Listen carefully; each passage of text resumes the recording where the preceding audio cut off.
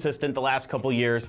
So let's see if one of them can really break through and have a big performance at PCS6. Yeah, and to add on for the day trade gaming, Nurin's won the MVP for PUBG Talent Series. He have recorded 1.7 kills and 330 damages per match in 60 matches.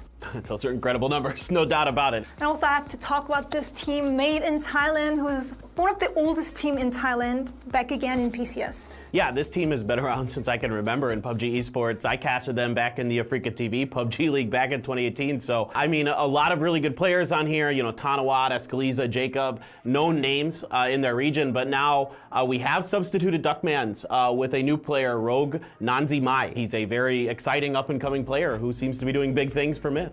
And there's two more teams who have advanced from the PUBG Thailand Open 2022 Phase 1. And first one is Theaton 5. This team is owned by the Thailand famous footballer called Theaton Boomathon. And this team have won the PUBG Thailand Open with huge point gap. They haven't played in PUBG Thailand Series, but they've won the PUBG Talent Championship, which is a lower league. So we have to see how they could perform when they compete with other Thailand teams. Yeah, this is an interesting team because you still have Rossida Jr. on this squad. He is another long-time PUBG Esports player, and he's got 3 new young and up-and-coming players with him, and they seem to be doing really, really good. The other team that qualified out of the PTO was Magic Esports. Magic has been in and out of the PCSs, so this is a team that, frankly, you're not going to have huge expectations for, but you never know in APAC. The rest of Southeast Asia teams have competed in recent PUBG Challenger Rumble, and 2 Indonesian teams and 2 Philippine teams have advanced to the PCS6. There's some teams we know, like Archangel Predator, for example.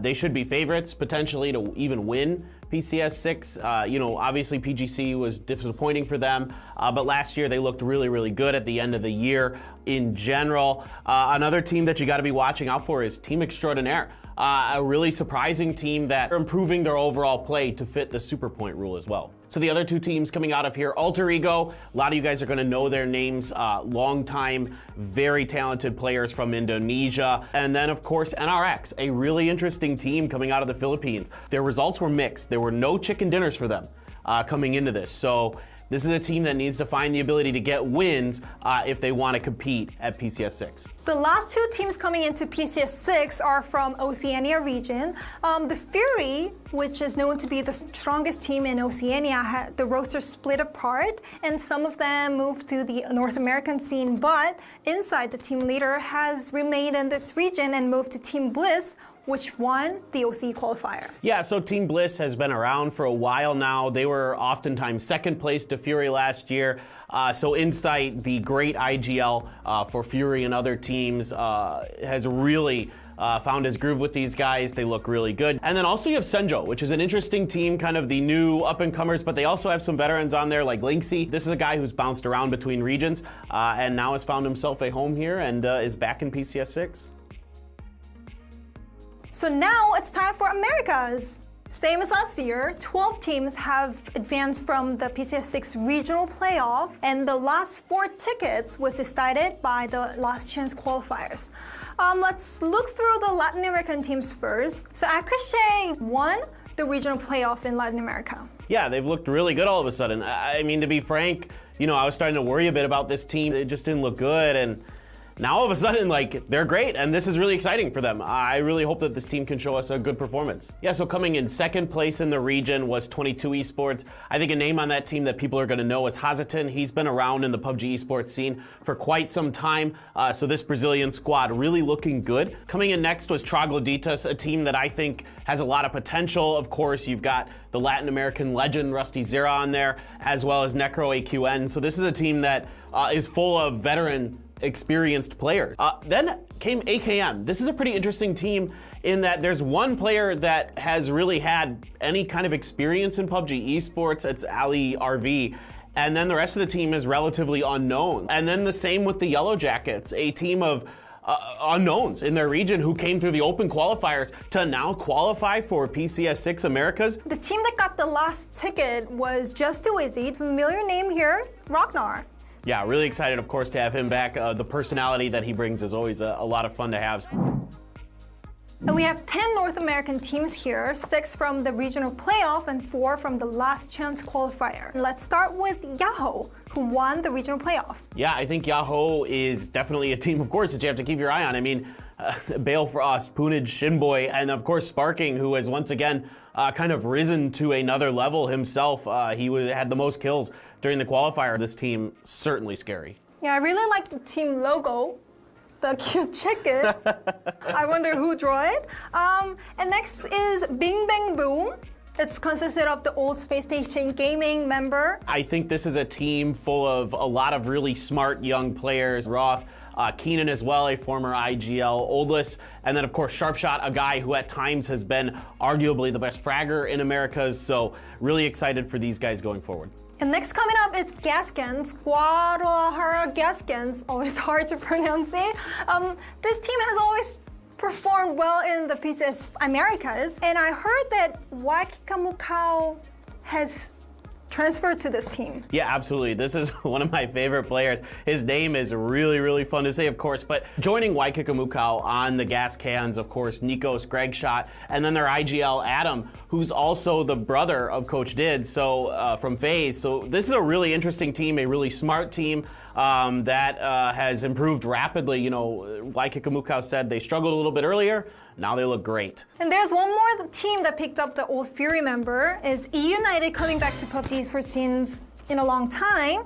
They picked up the old Oath members, along with Flood, who showed aggressive and impressive plays in PGC 2021. Yeah, I think this goes to show you why Fury was doing so well at PGC. They're a stacked roster with a lot of really good players. Oath as well had phenomenal results at the end of last year. I mean, they were constantly pushing the envelope at every event.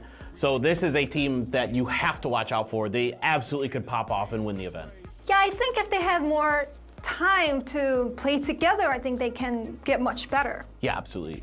Speaking of teams that have played together for a while, STK is also coming in here. Once again, the veterans, consistency. What else can you say about this team? They're amazing. They're just constantly getting it done, constantly placing top 5 at events. So, you know, another team you can never ever count out. And the last team to come through the qualifiers was 300, a team that's been pretty consistent, pretty fun to watch. Neferhor and Extreme on this team, 2 really good players from Australia. It's been a very consistent, very solid team for the last year. So in North America, there was the surprising news that Sonics, aka PGI's champion, did not qualify in the regional playoff, but managed to get that last ticket in the last chance qualifier.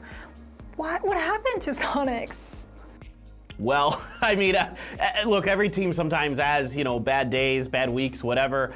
You know, the Sonics, it has been a little bit rough and tumble for them since their PGIS win. Just doesn't seem like they're quite gelling again yet. They're quite on the same page. I mean, the rule format change again. A lot of these things could be coming into play, but certainly the Sonics are a force to be reckoned with. I found out that Dressel is a sub-member of Sonics. What do you think about that? Well, Dressel just can't stay out of PUBG Esports. I mean, how could you not, right? Like. So maybe we can expect him play in PCS6 Americas? Maybe. I mean, I'd always like to see Dressel play. He's a great bolter. I'm a big fan, but the Sonics have a really stacked roster. Moving on, there is also Dodge again. They're a really, really good team. Cherry, you know, he's always been a competitor in the Americas region, a very strong one. Then up Nootropic, a pretty interesting team here with Hello Senpai and some others putting together one Lata as well from the former 300 squad. And last but not least, the Rumblers. I mean, they're a fun team to watch. They're great dudes. You know, Los, Waldo, Valiate, and Corsac this time coming in. I'm really excited for this team as always. They're gonna be fun no matter what. So today we were able to break down the 32 teams from 2 regions first in details because we divided into 2-2. So I hope the fans could also enjoy the full month of PCS6. Yeah, I really like this format a lot. Now you can kind of focus on a couple regions at a time, and then, you know, eventually you'll get to see Asia and Europe. You just got to be a little bit more patient. Yeah, Pick'em Challenge is also back for PCS6. This time, due to the changed format, PCS6 Americas and APAC Pick'em Challenge opened first in April 6th. So don't miss out the Pick'em Challenge. Support your team by purchasing the PCS6 exclusive items. And again, here's our pick.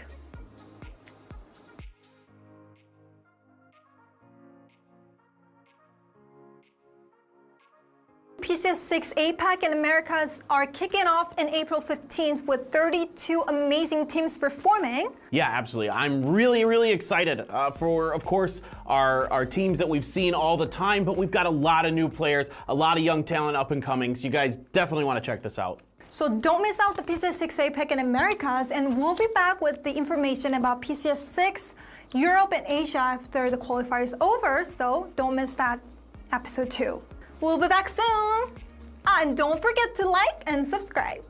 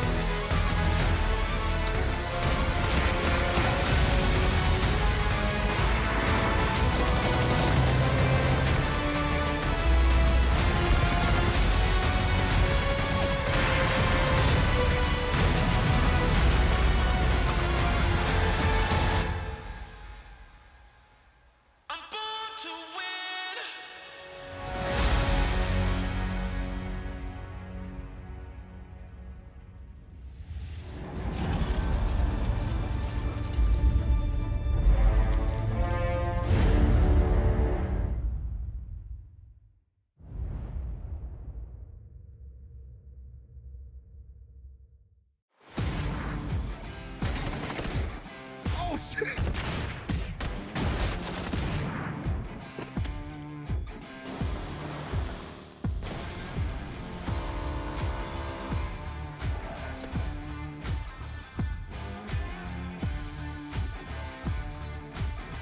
아우 씨.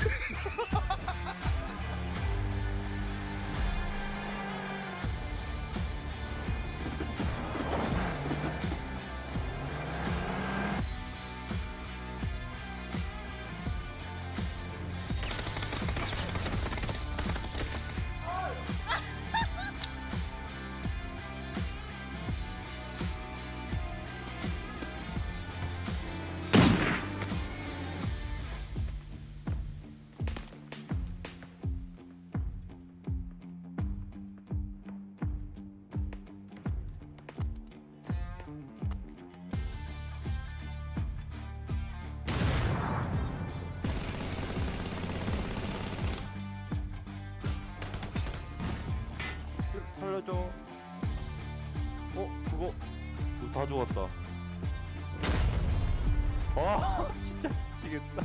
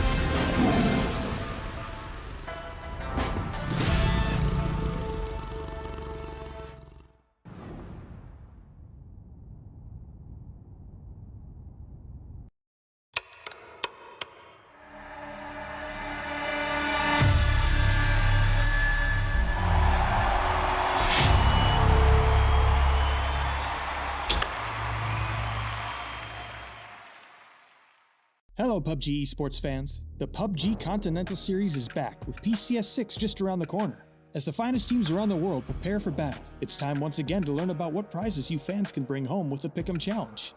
Want to find out how to earn valuable esports points and free voting coupons? Let's dive right into it.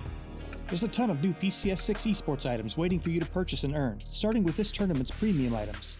Until May 6th, you'll be able to pick up PCS6 themed items for your own games and support your favorite teams while doing so. Each purchase supports our PCS6 teams, with 30% of net sales going right back to them via the prize pool. Purchasing PCS6 items will also reward you with up to 14 voting coupons to use in Pick'em Challenge events. Buying gets you cool stuff while supporting the teams you love watching and giving you extra chances to earn even more. One change this time around. Voting periods for teams will be held separately, as regions face off during separate 2-week competitions. You can vote for Asia Pacific and Americas regions from April 6th until April 22nd, and Asian and European regions from April 25th until May 6th. Now, let's take a look at all the ways to pick 'em and win. The first event of the Pick'em Challenge is the Pick the Winner game.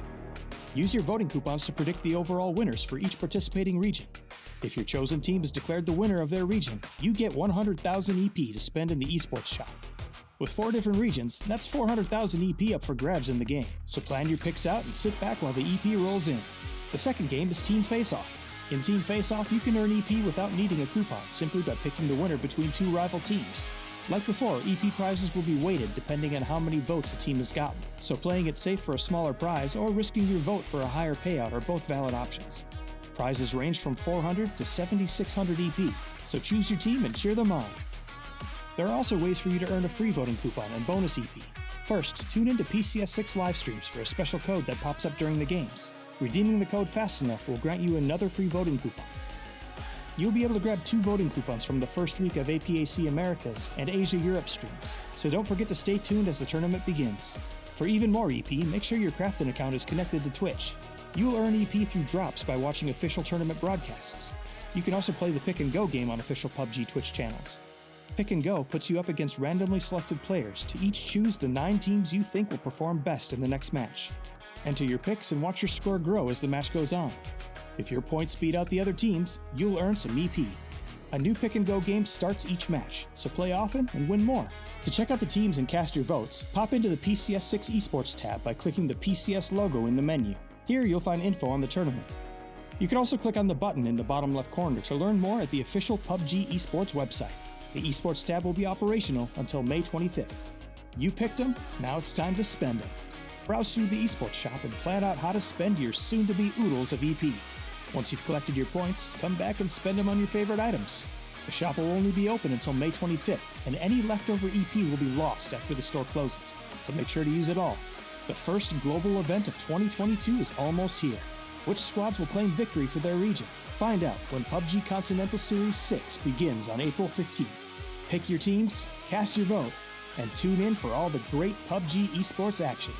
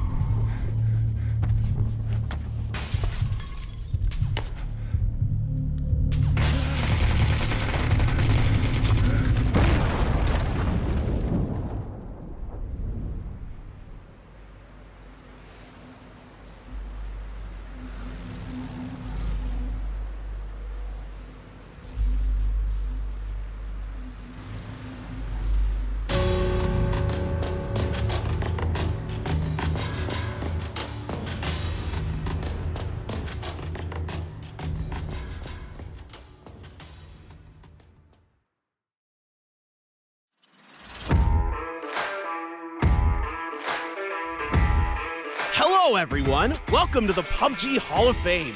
As a player dreaming to become the PGC champion, I'll give you a quick tour. Let's take a look around. As it contains the history of PUBG Esports, there is no better place to feel the atmosphere of PGC 2022, which will be held at the end of this year. Are you guys excited for the upcoming events? Over here, there's an empty space. That's for the PGC 2022 champions. But teams must prep for the upcoming PCS6, the first step in the road to PGC 2022. Let's take a closer look.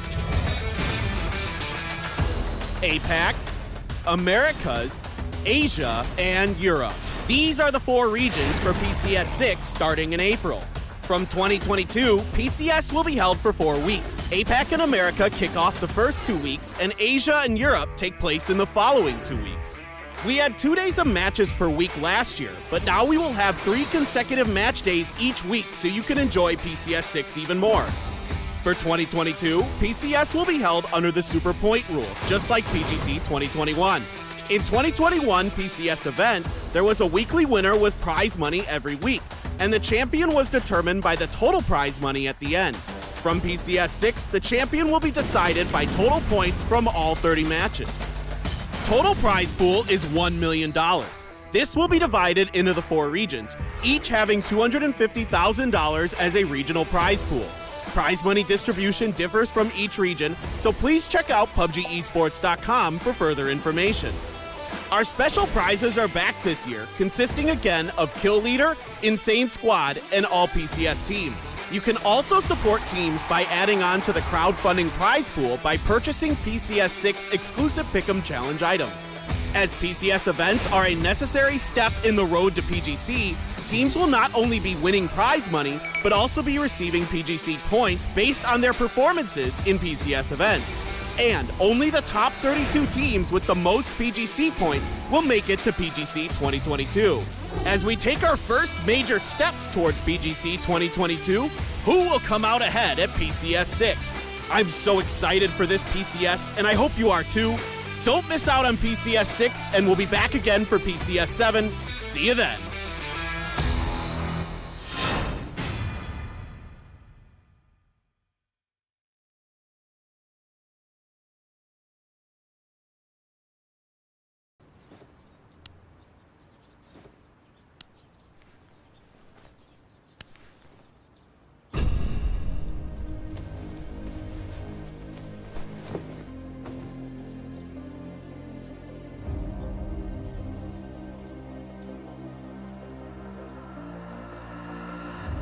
I know what you really want. Turn it up and give it down. Maybe we're in paradise. I'm feeling like a hero. Turn it up and do or die. Everything is on the line. I'm feeling like a hero. Turn it up and do or die. Maybe we're in paradise. I'm feeling like a hero.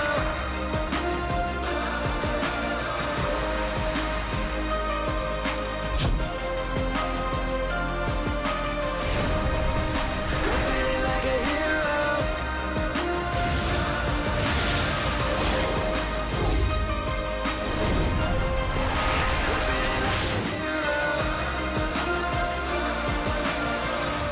Born ready.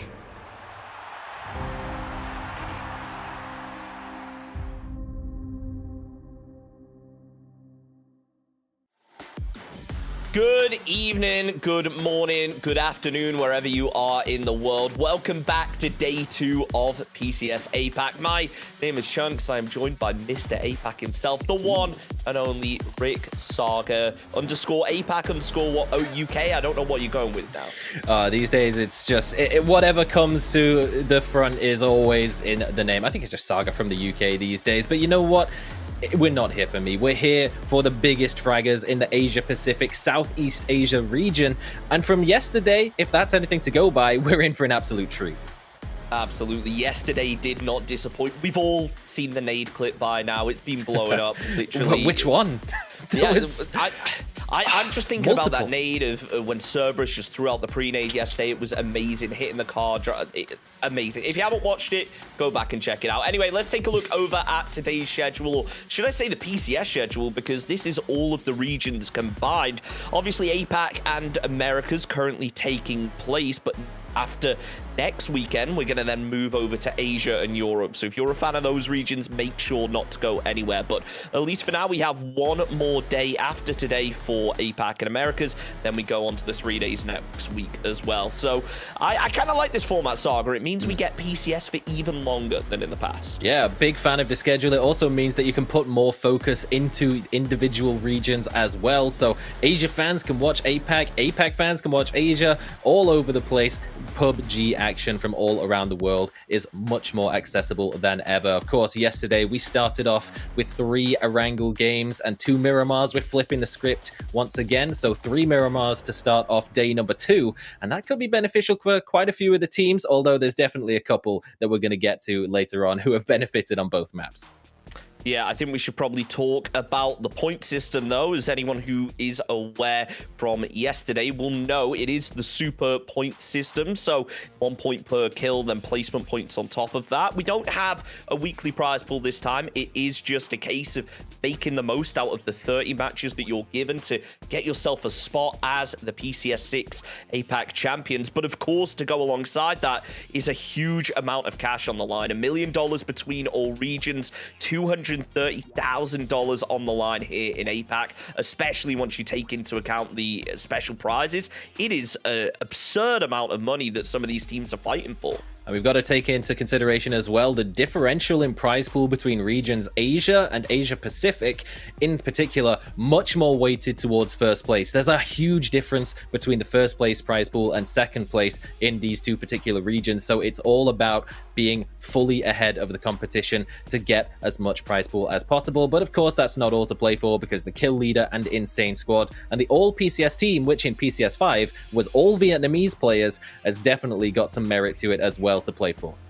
Yeah, and let's not forget, as well as the prize pool, there's a pretty major factor on the line. And for a lot of these players, it's the opportunity to compete, I should say, at the PUBG Nations Cup coming up shortly. So every team, every player is going to be playing to their fullest, trying to stack up the kills, get those MVP prizes, and of course, get themselves a spot in Nations Cup. As things currently stand now, though, Saga, Unicorn Phoenix holding on to first, but it's pretty close between them and Daytrade, and then a fairly major drop-off after that. Look, Unicorn Phoenix, they showed up in PCS5. They did exactly the same thing. They've only made one roster change between events, and honestly, it looks as though they have been the same as the last PCS, where they came out absolutely swinging in dominant force, and have done so exactly the same here. But it is a little bit of a two-horse race, with Daytrade matching them not only in terms of the winner-winner chicken dinners picked up, but in overall placement points as well. Consistency for Daytrade,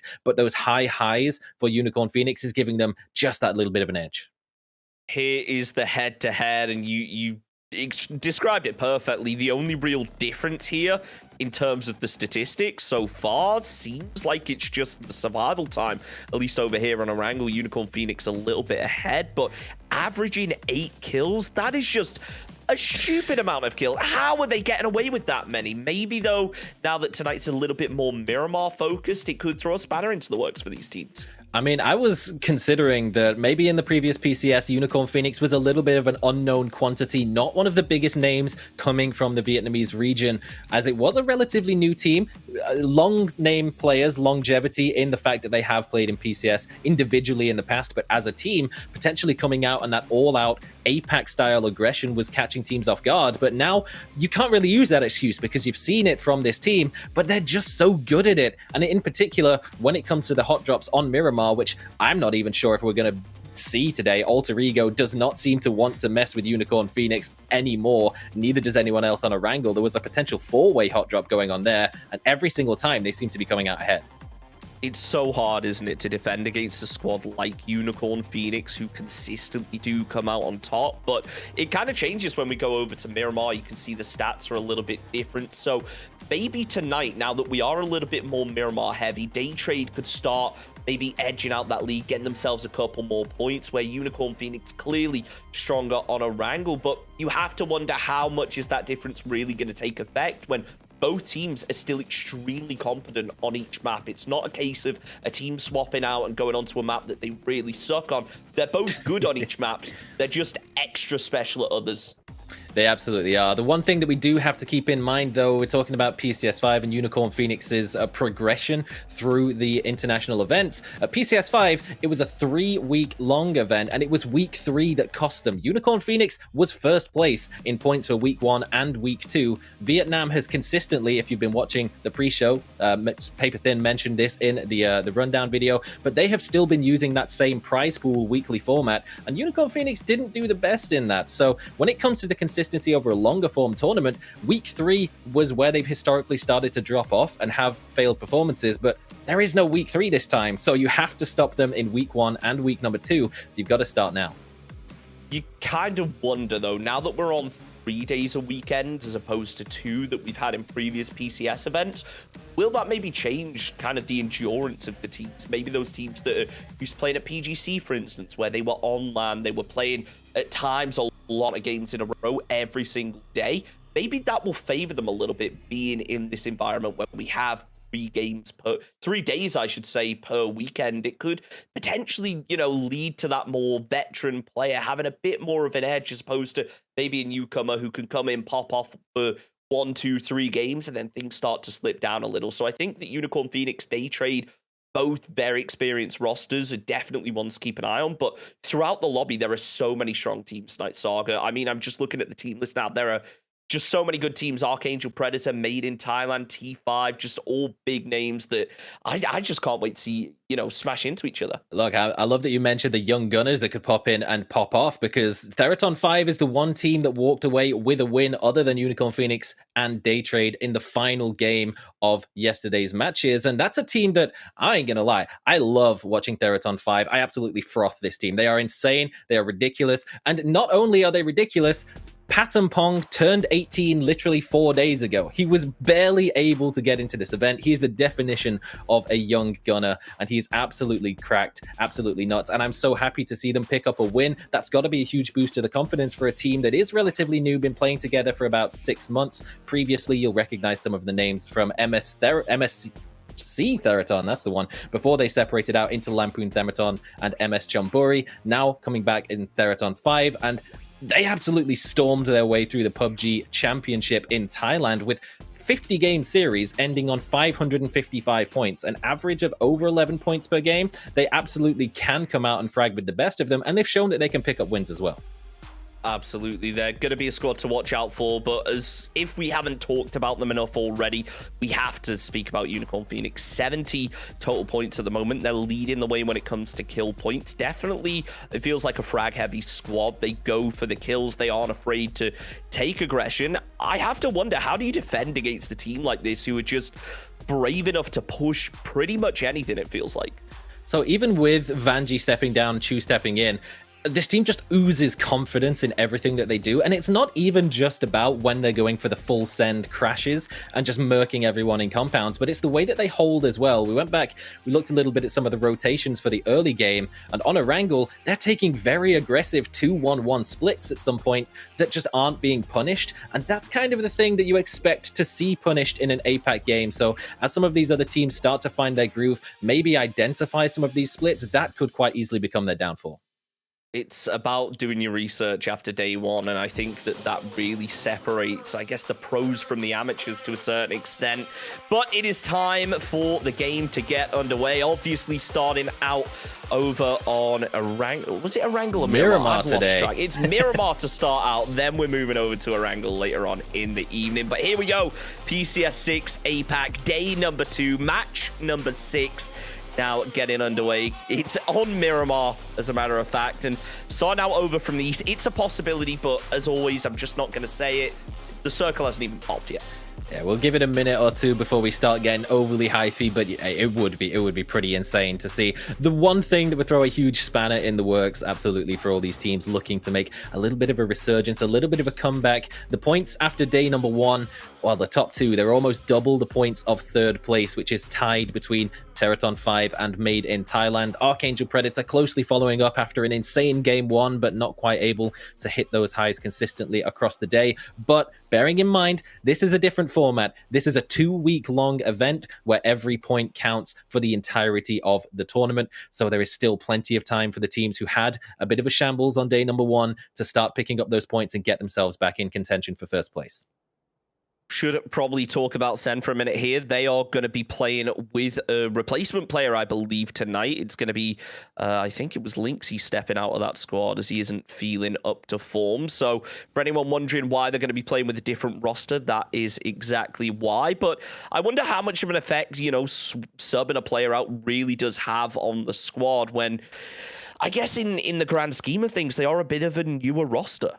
Yeah, particularly when it's your most veteran, most storied player that's stepping down. But Kasun has tons of experience as well, been around in the OCE scene for a long, long time, making a bit of a comeback as well, which we love to see. So we'll definitely be keeping our eye on Senjo. I have my eyes on Haisaki right now. Look how far away, a full kilometer plus away from the rest of the squad in Impala. That was, if we were watching the APAC scrims, which by the way, were an absolute nightmare to keep track of. It was all over the place. It was APAC incarnate. But Theraton 5 and Archangel Predator were scrapping for Impala non-stop, and now Haisaki just gets it for free.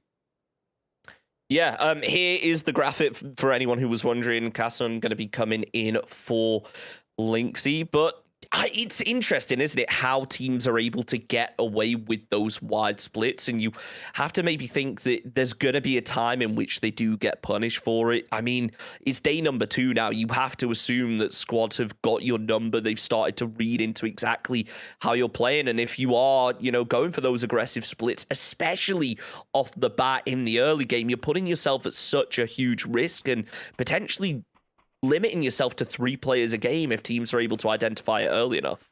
Yeah, and certainly teams will be doing their research, looking to pick up whatever early points they can, particularly if you have an opportunity to take away one of those big name fraggers from those top 2 teams. Kill leader of Norins, look, this man's in the Nations locked in already. He is the man already locked in for the Thai team in the Nations tournament taking place in Thailand in June, and there's a very, very good reason. He is absolutely insane. Proved himself at both PGIS and PGC, no doubt, and Daytrade have been a squad that have historically not done all too well in terms of the international placements. They've never placed higher than 7th, although they did get 5th in individual weeks when we were using that format. But this is definitely the opportunity for them to come out and absolutely stomp a PCS event in the way that we know that they've always had the potential to do so.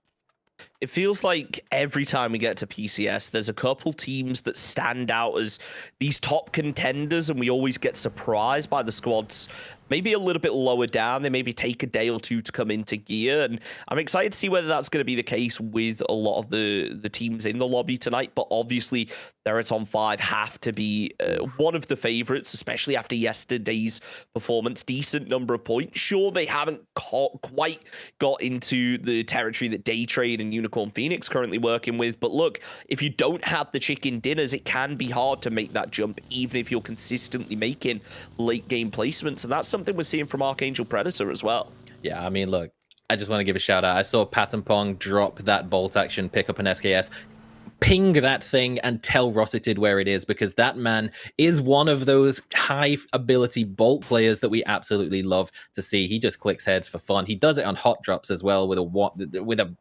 2x, with no scope, whatever. He's pretty cracked when it comes to the bolty, so I would love to see some of that. Archangel Predator, we'd love to see a repeat of their game 1 from yesterday. 17 kills and an 8th place finish for all in all 18 points in game number 1. And that was basically half the points that they picked up in the entire day, so we would love to see a bit of a return to form. Archangel Predator, the team that did tie for first place in PCS 5, losing out on the number of chicken dinners across the entire event to BN United, who we should also point out is the only returning champion to a PCS event that has actually qualified to PCS6. The rest have all disbanded or failed to qualify. So unless BN United win this event, we're guaranteed to have a new name as a champion by the end of this.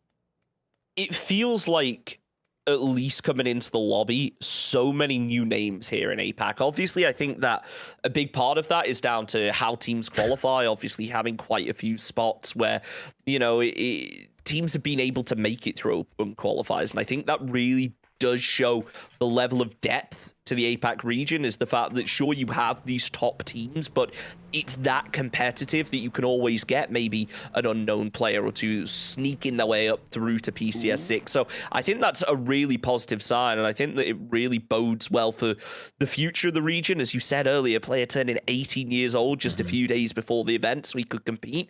I think it shows real promise, and I'm optimistic that maybe some of these unknown teams, these unknown players, these newer rosters are going to be able to perform and deliver. And look, this is a squad that, you know, the OC caster bias in me, it's where I got my start casting.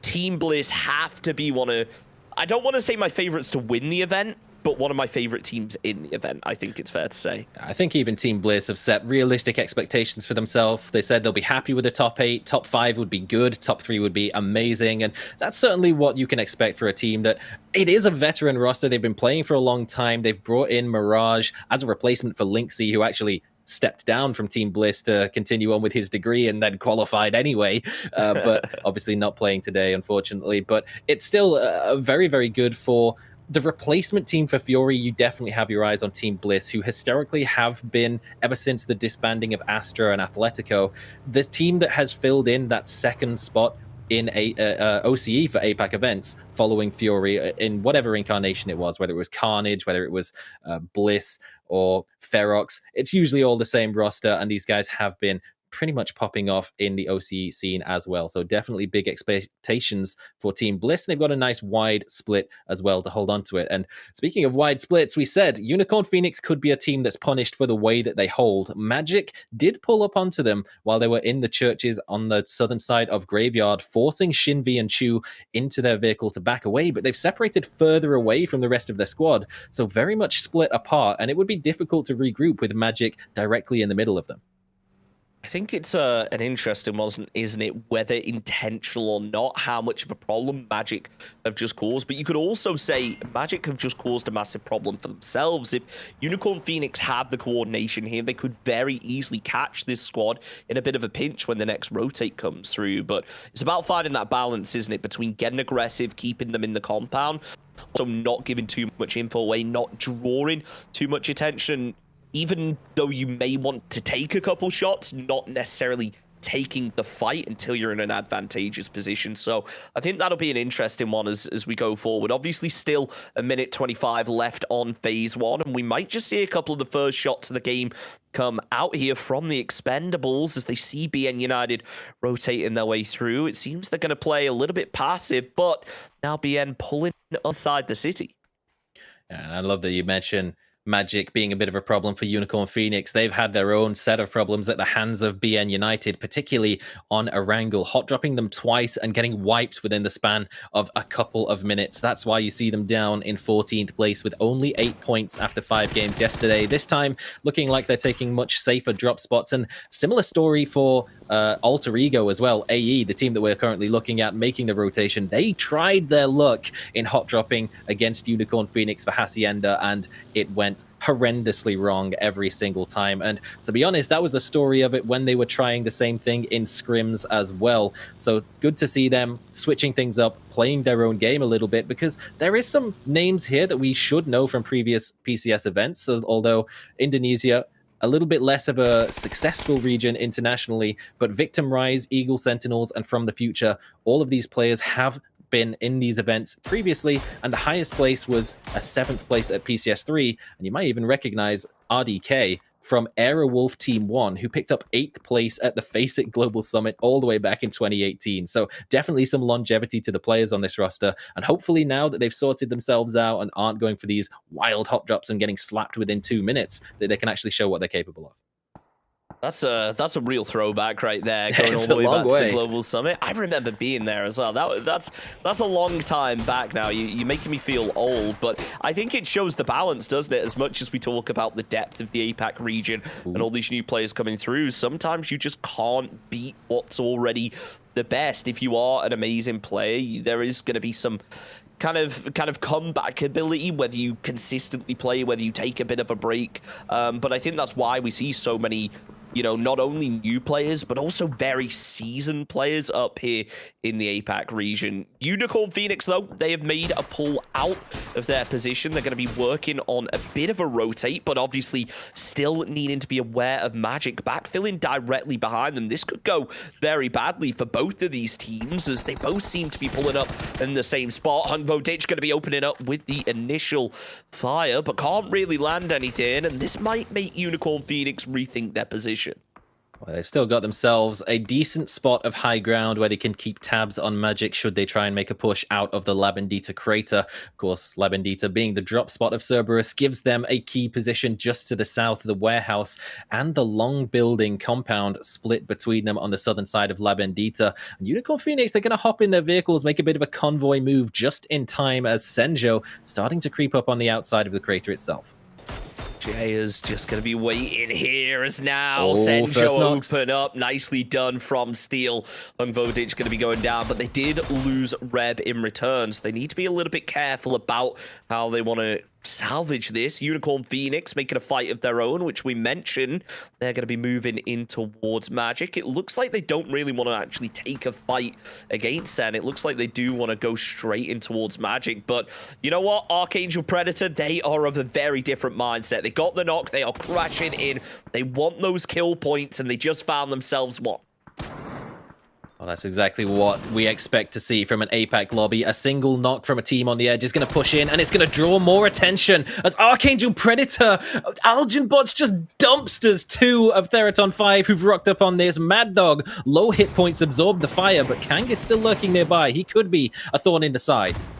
CJ was doing what he could to try and watch the cross, but it didn't quite work out. Algenbots has gone down, and no surprise, he's immediately flushed. Archangel Predator doing what they can to remain in this. Theraton 5 now also going to be getting involved, moving around the back of the compound, have a player just sneaking his way through.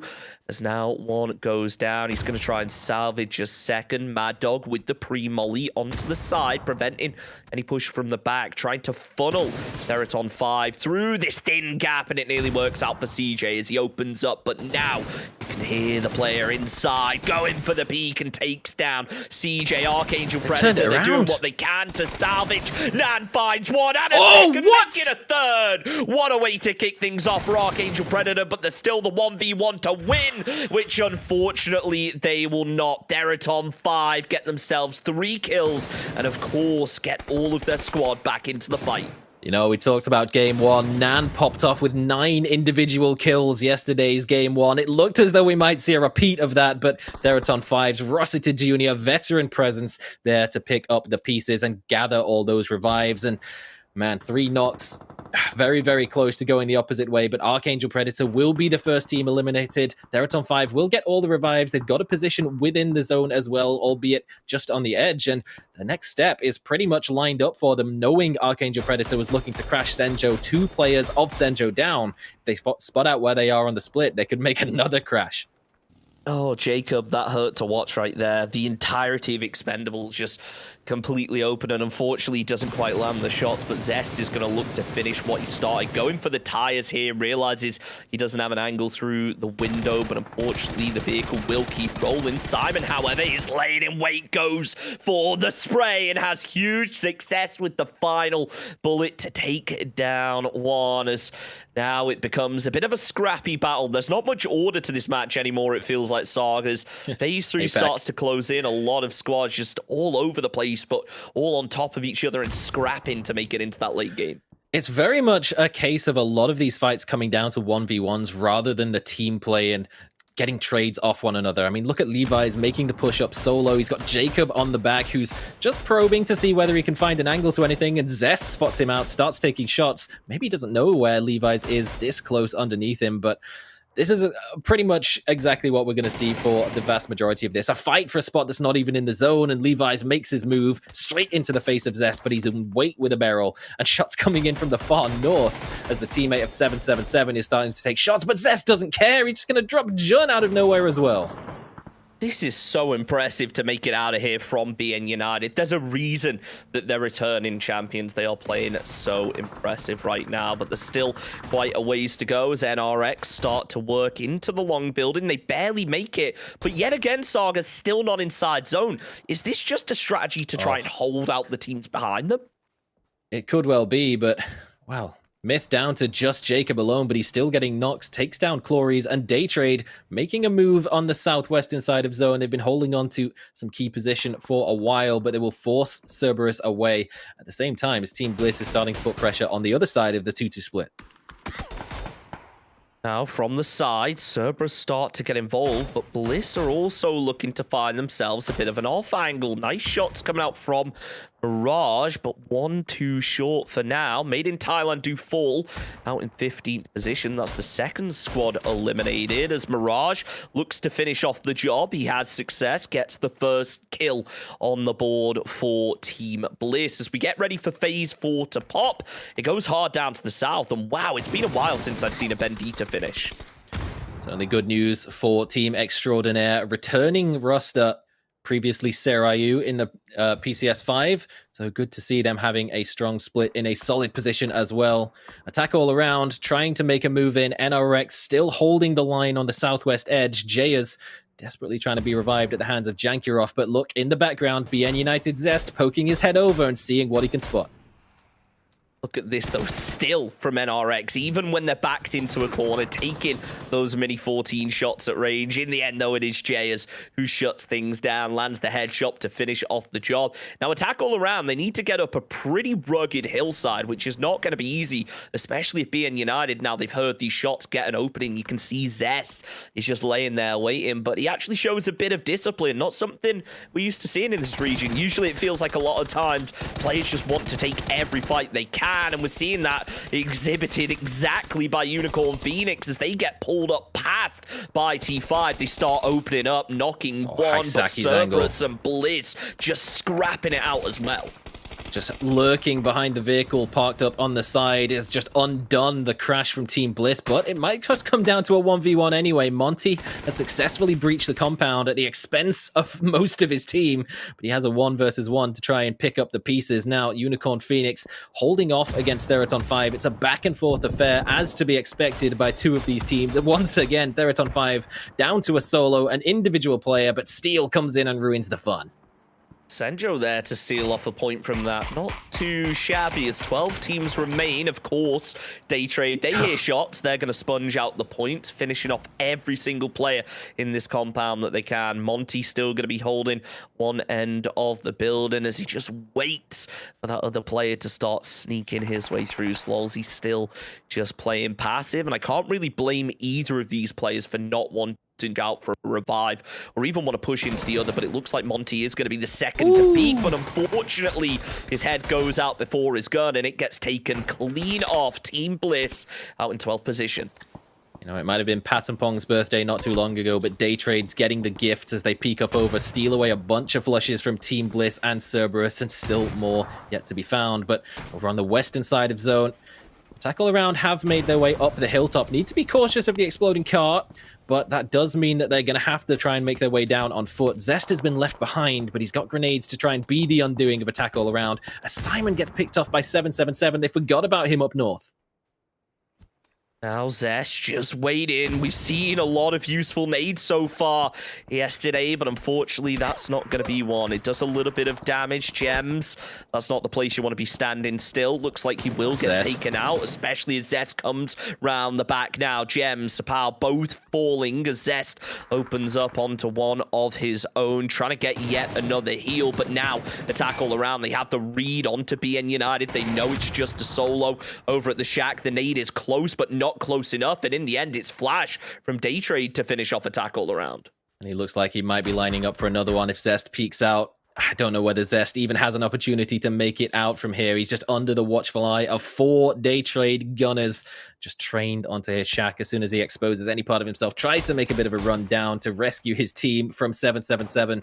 That's it, game over. 4th kill of the game for Flash. It looks as though the gap has definitely closed between Daytrade and Unicorn Phoenix, and with 4 players alive, they're in for a good one.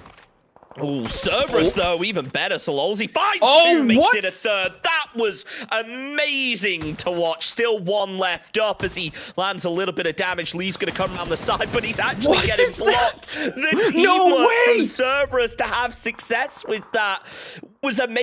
Fortunately, he's going to go down to the Molotov. LX beautifully placed, using the knocked player to block him from moving, pin him in place for a Molotov. Sure, you're going down, but Cerberus are going with him. The noble self-sacrifice to secure the flush, but at the expense of your entire team. Shotguns are insane. And Sololzi, that's not the first time. He did that in scrims as well against the same team. The second time they've been solo wiped by Sololzi. That is absolutely nuts to see from Cerberus. This is what you expect from a team that absolutely dominated the Vietnam series. I'm just kind of in shock at what just... It's very rare that we see a knock teammate use that usefully, but Magic, they don't need a knock to have success. Longs going for the spray through the smoke, takes down one. Unfortunately, can't find the second. Has an idea of where he's going to be. As Steel tries to remain in it. He tries to run away, using the smokes to dodge and weave his way through, and he's just pulled the old switcheroo, now taking Magic's previous position. A bit of a tough one to try and deal with as the flashbangs are coming through. Does get the opening bit of damage, but the headshot from Petdret will end the game for Senjo. It's 6th place. It's respectable after being breached so early on by both Archangel Predator and Theraton 5, but as a duo, managing to pick up at the very least some placement points from it. 777 might be going down now as Puchos just needs one more lick of damage. That will do it. It's another top 4 for Day Trade. Back in the top end of things again. 4 teams left, and all 4 of them 4 players strong. So if you're that on the number 4, this is the match for you. So now we just wait for phase 6 to pop. We'll see where it ends up going, but I gotta say, the positions from these teams are very stark in contrast. You obviously have AE and EX each taking a compound, and then a squad like Magic that is just spread out so much. But it's Day Trade, in fact, who really get the zone going their way, as Nuren's up top. He's just shooting out in the open, as he does, just Day Trade things. But the most confusing thing to me is that he somehow got away with it and made Cheese King actually go back and get the heal instead of him. Yeah, Flash was there watching the angle, but he needs to be cautious of the wide flank coming in from Leon's Q on the southern side of the Labendita crater. Magic somewhat split in the focus with one non and Petdret keeping eyes on Alter Ego, who need to make a push towards their Indonesian compatriots of the Extraordinaire boys, but it looks as though there's going to be absolutely no love between them as Kid X immediately will drop out Teddy. Petdret still keeping a watchful eye. One non.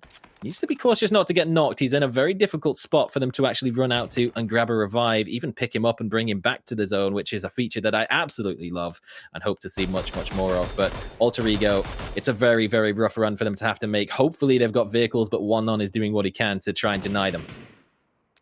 On just there with that mini 14 spamming through everything he can, and of course let's not forget the AWM up off to the side. Day Trade are playing this very cautiously. I don't want to say cautious, I think smart is probably a better word. They're just playing slowly, hoping that Magic go for a bit of a peach. Having Flash anchoring though in a bit of a valley could end up causing some problems, but as Magic are preoccupied, it seems like the push is going to come through. Predator, really good attempt with the Orm, but unfortunately isn't able to land it right where he wanted to. Nades now starting to come down as Magic maybe realize they are going to be getting pushed. Cheese King actually calls out to his teammate to let him know that, hey, there's going to be one pushing you, but it's actually Nile from above to steal away the kill. Trick confirms it, so Magic going to be denied that point. As now comes the spin, down goes one, and a second looking to follow. It looks like it's going to be the play zone to win it as Alter Ego down in 4th position. 3 teams left, Saga, and still an AWM in play. Just watching that winner chicken dinner percentage drop steadily for Alter Ego as 1, 2, 3, 4 tries to make a last-ditch attempt to get to the zone, but the blue zone will claim him. Phase 6 does deal that damage. It is pretty rough. It was always a rough position for Alter Ego, but still good that they've managed to pick up some points. Magic will pick up a few more, though, with the 5 kills and a 3rd place finish for them at the absolute minimum. So it's definitely a much better start to day number 2 than it has been for day number 1, already exceeding the amount of points that they had across the entirety of day 1. And maybe hot dropping is not the way to go. Maybe going a slow and steady approach will be paying off in massive benefits for them. Well, things starting to spice up a lot now as Team Extraordinaire try to make the most out of their hard cover. A drop going to be coming through in the way of Magic. Second crate gun for them. Could be very useful, but they're going to need to try and get it quick and start making a move through. They still have this ridge line to work with, and there's a second AWM, so it's just going to be ammo city right now. They can fire off arm shots all day if they want to. 1-0. Another team, another player from a young position came up from the same academy team as Exgrozit, actually. Recent addition to Magic Esports, so good to see that they are still finding form as well. Magic, a team that has been relatively present in a lot of PCS events, but again, haven't quite found that same form. But we're definitely seeing a bit of a resurgence from some of the Thai teams. Day Trade, still in it, still 4 alive, still holding on to a large portion of the southern side. Chexing, he's off. He's out. It looks like an unfortunate disconnect as he goes down to the blue zone. That's going to be a big loss for Magic, but they will answer back with 1-0, putting that Orm to instant use with a headshot onto How How. Down he goes, and you have to wonder, are they even going to be able to get the revive in time with now the zone closing in? They still have Puchu's up at the top as Longs tries to land a couple SLR shots. Unfortunately, the smoke going to be a bit too thick, and not really having a second teammate in a position where they're able to cover now is going to cause some serious problems. Day Trade just working their way down the hill. They're not really having too many problems with it. A lot of decent bumps that they're able to use in combination with the smokes. Magic now have to shift their attention as you see the other team sneaking their way up, but it doesn't seem like anything going to come of it yet. Both squads being very careful not to make too much noise. I say that there's one on with a couple of AWM shots, trying to land it through the smoke, but with that weapon, you just have to be a little bit conservative when it comes to that ammo usage. Conservative is definitely a word that you could use to describe the play style of Day Trade right now. Flash still lurking, still watching over the ridge in case Magic get a little over aggressive and try to peek just too aggressively, but they're running out of space in the zone, as is Team Extraordinaire, both being funneled towards one another. And Puchil still holding that anchoring position, preventing any sort of wrap around to the west for Extraordinaire. It's going to force Magic and Day Trade to fight one another. Petret still taking opportunistic peeks over the top. He's trying. He's not having the best result. And yeah, that's not the way you want things to go if you're Magic. Having a player disconnect and then a player knocked, it's not great. This is the perfect opportunity now for EX to actually start working up from behind. But as you mentioned, it Flash is there as well. Team Extraordinaire watching from the back. Niall just being careful to at least catch any players moving down, but not expose himself. Flash, though, with the nade, lands a little bit of damage. And, well, Magic, at least they're up to a 3-man. 6 kills to go with it. Not a bad start to the evening for them. Well, Flash already completely wiped out a Thai team in game number 1 with a single grenade. This one not going to quite get the trajectory as it rolls a little too early down the hill, but definitely getting some extra damage in, just letting them know, hey, you can't come this way. We have it under lock and key. Lance Q is going to try anyway, try and spot out where that grenade came from, but can't feel confident in peeking far enough over the top without getting absolutely battered by Puchils and Norins from the back lines. It's nearly impossible for any squad to actually make a move here with just the way that this hill is laid out. All attention is being drawn to Magic. As soon as they move down this hill, obviously Day Trader likely going to be the first to take the shots and really take an engagement. But after that, you've got to think Extraordinaires are going to come around the back. Lons has been spotted out by Puchils as fortunately he can't find the knock, but the zone is closing in and it's limiting the amount of space that Magic really have to work with. The flashes come out strong though as Belmoth is going to be caught in an iffy position. Niall starts to get involved from behind as well as Magic, you lose one to zone. Belmoth goes down and now things start to kick off. Saga, the winner chicken percentage is leading in the way of Day Trade as they now have still a player advantage. Magic fall like nothing, unfortunately, and that's the danger being in such an exposed position between two extremely strong teams. Well, they tried to make the push over the top. The smokes were expended. It did buy a lot of the attention of Day Trade, which gave Team Extraordinaire a chance to wrap around the West while Norin's attention was elsewhere, and it has cost Belmoth his life. That evens up the numbers, but again, just looking at the widespread of Day Trade, it's very, very difficult for Extraordinaire to pick off individual 1v1s from long range without just getting clapped from multiple angles. But Puchils has taken the opportunities, pushed up into close range, feeling confident in his barrel. Doesn't seem to have too much lethal utility, but Extraordinaire have held on to quite a bit, so definitely a potential danger for a couple of grenades to come Puchils' way and get that opening knock to give them the space to work with for phase 9. Is in such a dangerous position. He could get caught from so many angles, but the smokes are just providing cover, and unfortunately for Day Trade, that's the only way they're going to get the center of the zone. But now Puchu's going to be getting the knock onto Kid with the nade in hand, nearly flushed himself. Thankfully doesn't end up damaging his own teammates. 8 kills on the side of Day Trade as Flash tries to go for a peek. It works out for him, takes down Trick. Niall gets the trade, but in the end it's Day Trade with a bullish start to the evening. Really nicely done to secure themselves that chicken dinner. A continuation of strong form from Day Trade, and this time they're going to be picking up double-digit kills in a UNP fashion from day number 1 as well. Puchils, we said he was playing that point position, confident in his barrel abilities. He barreled all 3 of them down, picked up all 3 of Team Extraordinaire to round out the game for the 3rd time in 6 games in favor of Day Trade. What a way to kick things off for Day Trade. Yet another chicken dinner. They have won half of the matches that they have now played in PCS6. That is amazing to watch, but also you can't take away from squads like Magic, who granted were down at the bottom of the leaderboard coming into things, but we're in a very promising position, at least until that player disconnected. So fingers crossed they'll be able to turn things around after kicking off tonight. Very impressive. I think regardless of Cheksing's absence, that was a very, very rough push to try and make over the top. And maybe if he had a couple of extra smokes, it could have bought them a few more seconds. The death of Belmoth was really the only negative effect that came from that, as well as the position gained by Team Extraordinaire. But Day Trade, they were so on that bridge for the entirety of the time. Flash playing the point man for the longest of time, and as soon as the push came up over the top, there was really too many angles to deal with for Magic. It did buy the little bit of space for Extraordinaire to have an opportunity to fight back, but wasn't quite to be. Puccio was just a little bit too on point with the barrel sprays.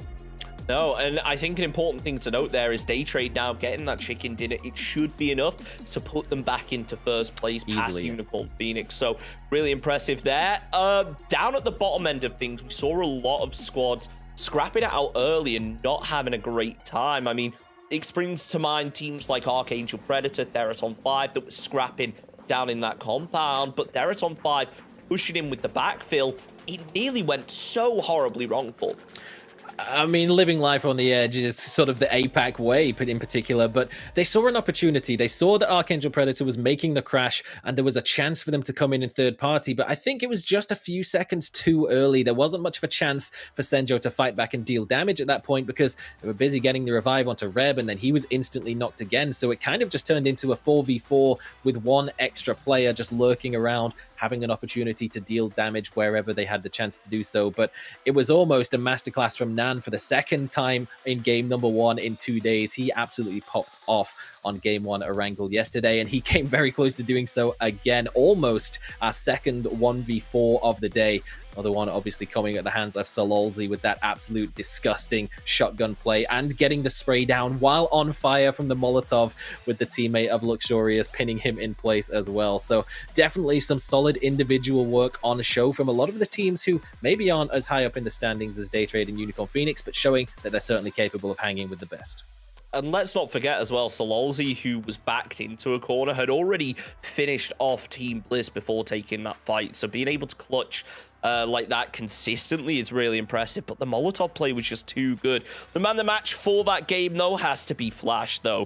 5 kills, nearly 50% kill proportion. And then the amount of damage he was putting out, sure, it wasn't a massive amount, but to be able to really get those shots downrange when they mattered and being in what was a very exposed position, still being able to come out of that is a massive win in my book.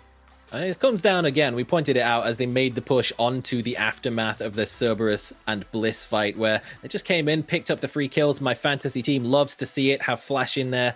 Delicious. 21 points for Day Trade Gaming, 5 of those at the hands of the kills Flash was able to pick up. 10-point lead over second place in the lobby of Magic Esports, who, bearing in mind, they only picked up 8 points across the entirety of day number 1. So definitely good to see a bit of a comeback from them. And remember, the whole event, all 6 days, every point is counted in addition to one another. There is no weekly format, there's no weekly finals, it's all one event. So even if you did have a bit of a struggle bus on day number 1, day number 2 and onwards, you can start to make that turnaround now. So love to see it from them. Speaking of the overall standings, though, it's Day Trade that managed to grab first position. They're at on 5 after a really impressive third party have managed to hold on to their spot in third as well. Opening the gap a little bit more, it feels like the top teams are, but also Theraton on 5, Made in Thailand, Cerberus, all able to get themselves at least a couple points that match, keeping themselves in the running, and now getting the opportunity to really work their way up into the top 4, where, as you mentioned, the differential in prize pool between first, second, third, fourth, and all the way down the leaderboard is pretty intense. So if you're missing out on one spot, it's potentially thousands of dollars. Absolutely is. Cerberus Esports in 5th place, just ahead of Archangel Predator. 2 teams who we very much expect to see towards the top end of the standings, just based on their national dominance, their absolute mastery of their own regions coming into the international event. Of course, Archangel Predator previously tied for first place with BN United, who have got off to a little bit more of a slow start, down in 10th place as things currently stand. So would like to see a little bit more of a comeback from them, but they did show some solid moves in holding off that western side of the zone earlier on, and Nan just absolutely spinning around and gunning 3 players from Theraton 5. We know that Archangel Predator is a team that has the moves, and they certainly showed it in day number 1. Game number 1 this time around was just shy of the mark, but would love to see that more consistently as we progress through the day. I kind of wish that we could have pulled up the player cams when Archangel Predator nearly clutched that out, because I can only imagine just everyone silent except for Nan. Everyone is just there on the edge of their seats watching, getting ready to celebrate, but unfortunately it wasn't enough. And you could say the same about Cerberus after nearly making it out of the Bliss fight before being third party themselves. It's definitely a theme in APAC, isn't it? As if you're one of the first 2 teams to take a fight, the chances are you're not actually going to get out of it, even if you come out on top. Yeah, in APAC, if you hear gunshots, it's not a deterrent. It just attracts more attention, and that's kind of why we saw that there was 4 teams left just before Phase 6 hit. That's kind of a regional thing in APAC, and though the game did extend eventually to Phase 9, that was mainly thanks to the terrain, the large crater that just gave Magic enough to cling onto to extend and buy the time. But certainly if it was a more wide open field finish, we could very easily be done by Phase 7, and I'm sure that there will be at least one game that fits that bill at some point today. Saga, I have a very important question for you, a very serious one. So long as you have an air fryer behind him, is he making some halftime tendies? Is that the secret to being good at PUBG? He's been a good boy. He's earned the points. He's absolutely earned the tendies after that 1v4. I would love to see him just getting that winner chicken dinner all by himself at home. But Unicorn Phoenix very much accustomed to getting their hands on that chicken as well. This time, not to be, but bearing in mind, it was pretty much alternating for the first 4 games. Unicorn Phoenix Day Trade, Unicorn Phoenix Day Trade. This time, we've switched up the map order. We've probably switched up the win order. I would not be at all surprised to see Unicorn Phoenix bounce back and take a win in game number 2. I mean, it really wouldn't shock me. The way that the lobbies turned out before coming into this previous game, it was 2 wins to Unicorn Phoenix, 2 to Day Trade. So the pattern says Unicorn Phoenix should win this game at no problem right now. But you know what? They're such an aggressive squad. It makes you wonder whether they're going to be able to consistently have success in terms of getting chicken dinners, or maybe the strategy of just rolling through teams isn't going to be a viable long-term one, and we may see things start to, I don't want to say fall apart, but go a bit sour for Unicorn Phoenix if they are consistently taking scrappy battles. It makes you wonder, it only takes one fight to go bad at the beginning of the match and you're out. You don't get any more points that game. So you got to hope that they don't really take too many scrappy early game ones. But Bliss, on the other hand, look at those men. Beautiful, beautiful men. I have a massive bias for this team. I'm not going to lie. lovely to see Mirage up, awake, ready to frag. This man brought in as a replacement for Lynx. He's definitely stepped up to the table. Monty is the man on a lot of people's lips when it comes to who is potentially one of the top fraggers in the APAC region. In particular, he's always been absolutely nuts, and we've definitely got a lot to show for Team Bliss as well, with Insight coming over from Fury, popping in as the IGL, and we're going to see a little bit as well that they have adopted some of the Fury style in terms of the drop spot locations on both maps as well. Obviously wanting to take Yasnaya on Erangel, but being contested, so they have seemed to defaulted back to the military base island as well, so we'll see how that works out for them later on in the day, whereas Senjo, a much more fresh-faced new team in APAC, not really heard of for much more than a couple of months before the qualifiers. In particular, Kang. This is really his first big break onto the scene, and it's a pretty darn big start. Yeah, I mean, it's always good to see fresh faces coming through, and it's really impressive to watch how this roster's developed. Currently in 12th place overall, 15 kills. It's been a rough day one and at least game one of day two for them, but you gotta hope that they can rally a little bit, get that momentum, get fired up, because it is time for match number 2 of the day. Day number 2 now getting fully into the swing of things. It's a really impressive chicken dinner from Day Trade. It is time to head over to the match. Saga, I cannot wait, especially with how hyped up this graphic makes me. It's a lovely, lovely way to start off game number 2 as well. We've had a chance now, a day of games gone, 1 game gone today, and plenty of chances for the coaches to have a quick word and just tighten things up for all of these teams. And believe it or not, the teams do have coaches for the most part, so it's not all about the full send crashes. There is method to the madness for many of the squads. It'll be interesting to see how any of that comes into effect. BN United once again making their way to Power Grid. Made in Thailand, typically claiming that spot nationally, but of course not wanting to hinder their chances with going for any super aggressive hot drops, because we've seen that they can be a complete coin flip. So they're going to be making their way all the way up north to La Cabrera. Very similar drop spots for the vast majority of teams, but the flight path a little bit more vertical on the western side of the map, so a bit more of a stretch to head towards Azahar, La Bendita, where we saw game 1 end. I'll be honest, I thought that Zest had disconnected from the way he was dropping, but it looks like BN United maybe just going with a really over-the-top split. It wouldn't surprise me. Look, we've seen some strange strategies. I don't think that was intentional, but it happened, and it's worked out for them. Look, they must have just known off of the plane path where the zone was going, and they were just like, Zest, get on it. Definitely just secure the hard spawns, get us a place in the zone. Senjo might be in the way, with a potential chance. If he does try to go a little more central, he has to go through Senjo, which, you know, it's not the most attractive looking of hot drop spots, but it's still certainly good to get yourself a position. Oh, we get to watch it again. Salolzi, the shotgun 1v4. How this happened, even after being pinned in place for the Molotov, absolutely absurd. The fact he nearly got the 4th as well. Like, he got the 3rd. That was impressive enough. But you see the 4th go round, boom, there's some damage onto him. It didn't quite get the kill, and I think as soon as Salolzi hit that player, he realized, okay, I'm backed into a corner here. But to be able to even just get an extra placement out of it, even though it's the same amount of placement points, you got to be fairly happy with that kind of play. You absolutely cannot complain whatsoever. It's closed the gap quite drastically for Cerberus as well. Only 3 points away from the top 4, and just a little extra step beyond that for the top 3 as well, in contention with Thailand's Made in Thailand and Teraton 5. Cerberus certainly a team that is used to winning in their national league as well. So definitely expecting to see them fighting for the top spots. Course, top spots in terms of kills will go over to Salolzi, as well as Flash with 5 apiece. Pucho's picking up 4, and Zest, I mean, we saw him popping off on the western side of the zone, holding out the expendables for the longest period of time, picking up 3. Now we can see why they've sent Zest all the way down to the south. Someone in chat said that, oh, maybe he crashed before he got into the game. No. BN United are just on a next level strategy right here. They have him anchored in position. They're ready to go. They know he can put out damage.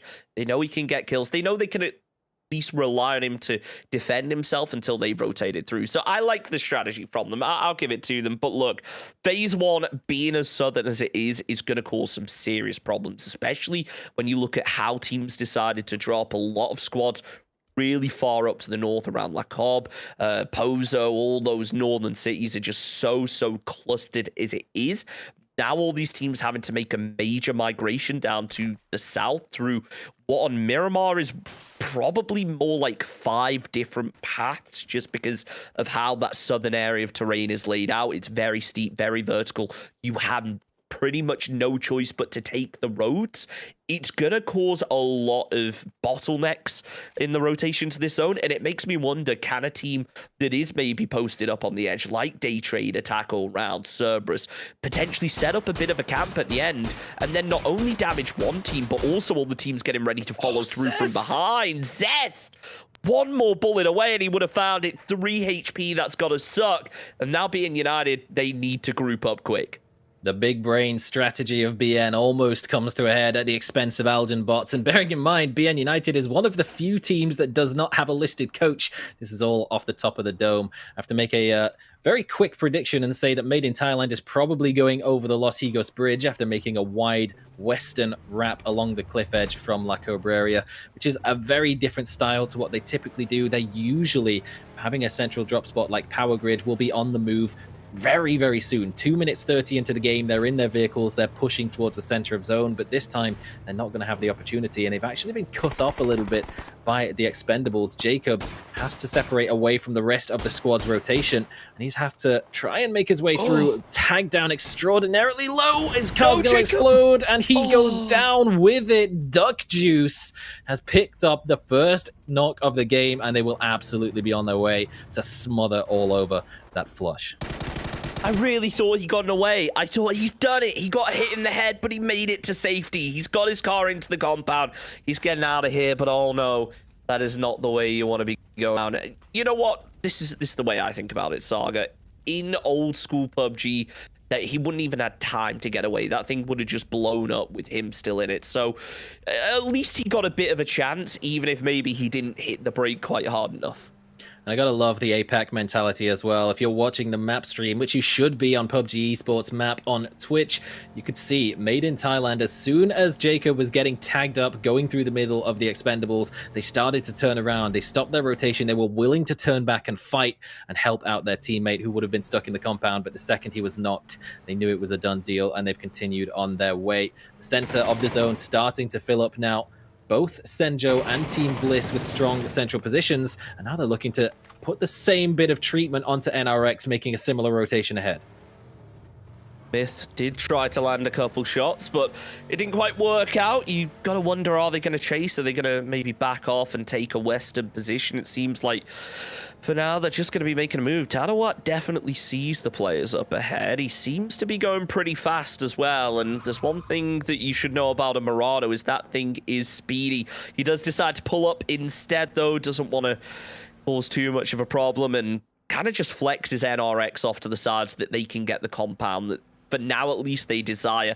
Nicel's still going to be holding it on the side of the road here. Maybe we'll see the Myth players moving up, but shouldn't be too much of a concern and should just be able to group up with the squad. Just keeping tabs on Myth, making sure that they're not getting over aggressive, going for those seat swaps, which I'm sure we're going to be seeing plenty of all throughout the tournament. And once again, a bit of an Indonesian battle as Teddy sorts out How. Just taking a peek over the top of the ridge. We'll tag him down with a headshot and a body shot. Not quite enough to secure the knock. It's probably the 4th time already we've seen a player getting away on single-digit hit points as Trick has to chase down the car, gets in before it goes a little too far to recover.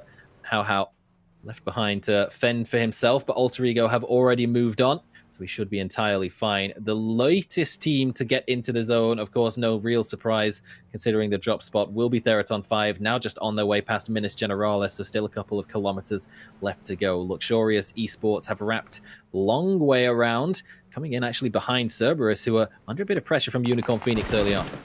This could be a risky one here for Unicorn Phoenix. As the shots come out, they should be able to get away, but look at Aki just waiting with the M4. No nade. Sees the vehicles, but decides to move back. And yeah, you mentioned it, no nades. Thank God for Unicorn Phoenix right now. If there was a frag grenade about, they would be in some serious trouble. They'd be sweating.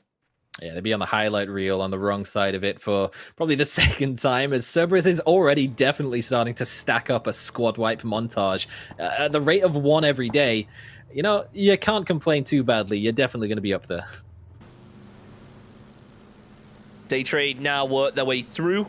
As there doesn't appear to be too many fights going on early on, which is maybe what you'd expect in a game like this when there's so much of the water inside of phase number 1. It will naturally force players together early, but in terms of team fights, it feels like there haven't been too many. It's just been a lot of rotation battles. And I mentioned earlier that the teams up to the north were going to have real problems getting in, but it seems like they all kind of moved at exactly the same time, which has led them all to take positions in the zone according to how far north they were. So obviously you've got teams like EX that are holding onto the very edge up by La Bendita. Then got teams like Bliss who've worked their way all the way down to the center southern area of the zone. They're really banking on it going to the east, but made in Thailand now.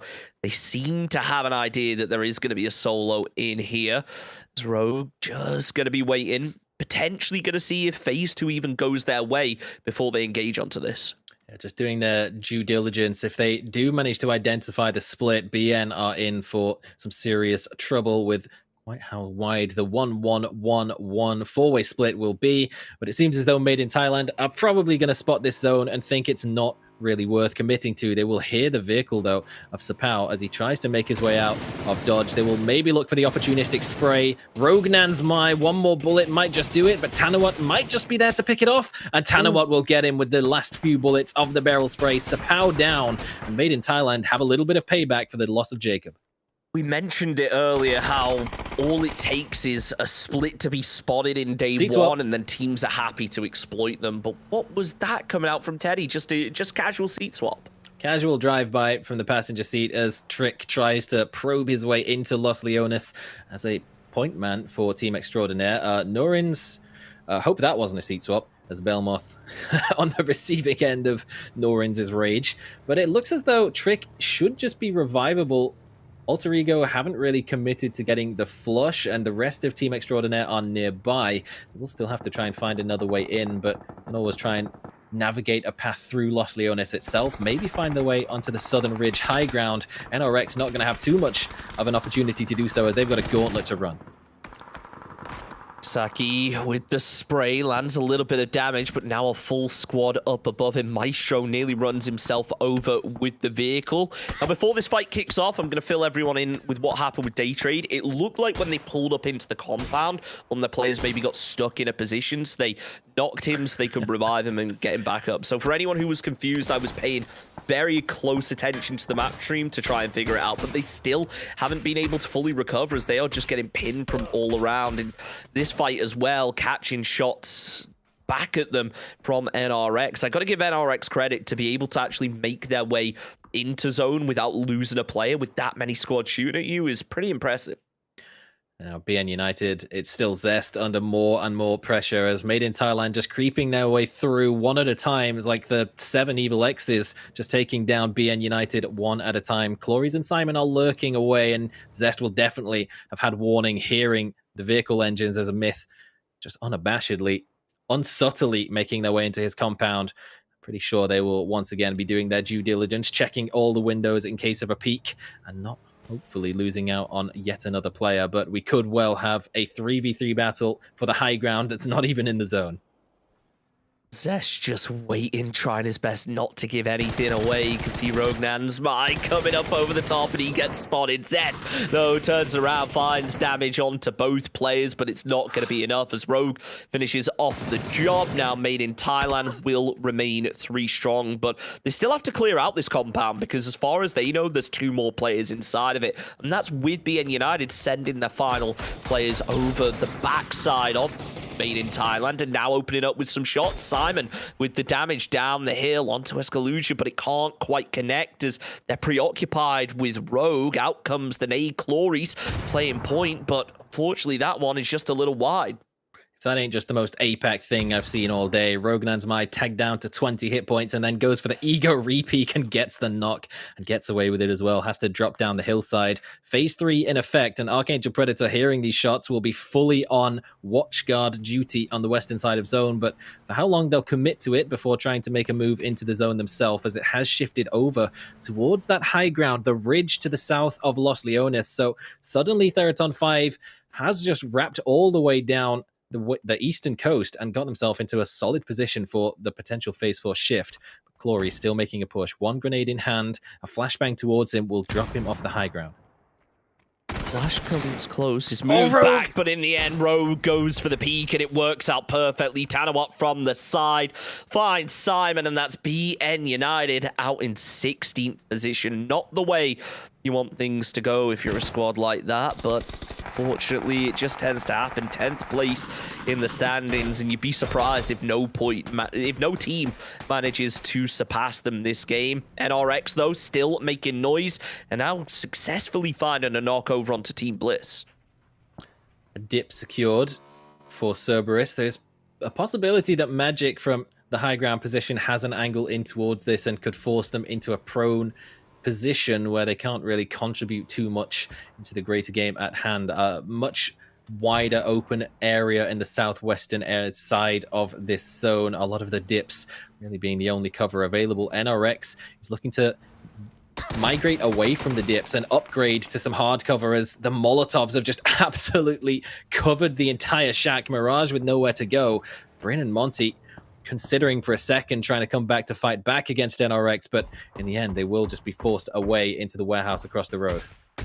So now the problem becomes, what do they play? Sure, they have these warehouses, but with the zone starting to close its way through, attack all around up to the north, potentially eyeing them up. Alter Ego now make themselves a bit of a push, as Bunch are going to be moving through. The nade is going to go up top, but it seems a little bit far for now. Maybe not realizing these two players are down on the bottom, or should I say, How playing the staircase trick is nowhere to be found. He's doing what he can to provide some form of fire support, but you've got to wonder how effective that's really going to be. It actually might work out a lot better.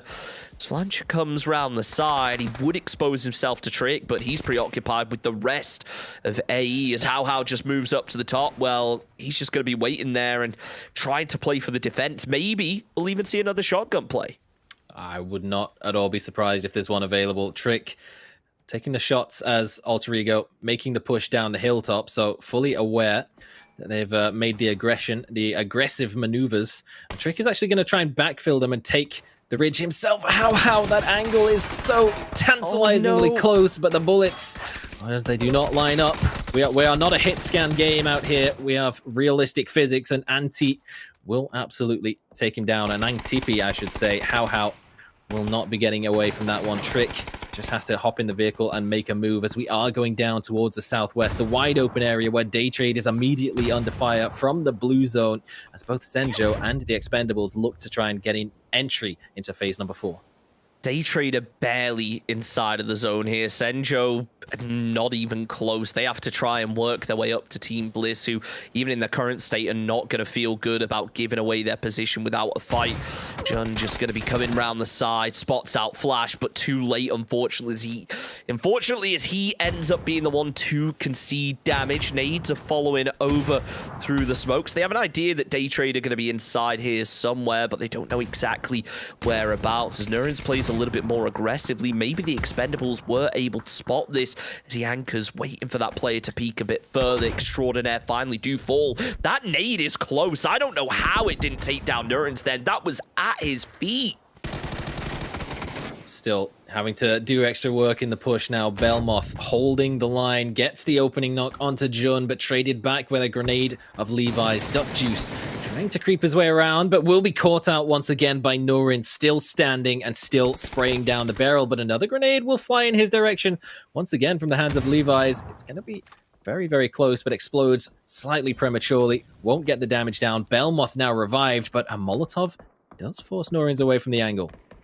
Should be able to at least survive this. Needs to try and hop himself a bit of a heal, though. But obviously, Buchu's still inside. Will find the flush onto Levi's, but they need to move out of this shack. And Expendables are all looking over in their direction. Out comes Belmoth, takes down 777, but he from behind. Nan's going to be sponging one out, but Nerns does the same. Day trade 5 kills, but now a bit of a challenge to make it in. As you can see, Archangel Predator, they've just cleaned up Made in Thailand. They are flexing round further and further now, getting ready to take a fight up against Cerberus. But as Algin Bots goes down, they're gonna have to back their way out of this one and face the squad behind them. Yeah, very, very rough maneuver for Archangel Predator to try and have a way out of this. Luxurious, he will probably get some warning as Rogue will get the opening knock onto Smell, but it's a 1v4 that he's going to have to try and make happen. But Archangel Predator can't even pay much attention to that because Cerberus is already putting damage in towards them. Nan will steal away the kill point, though, the flush onto Smell before he himself is taken down. CJ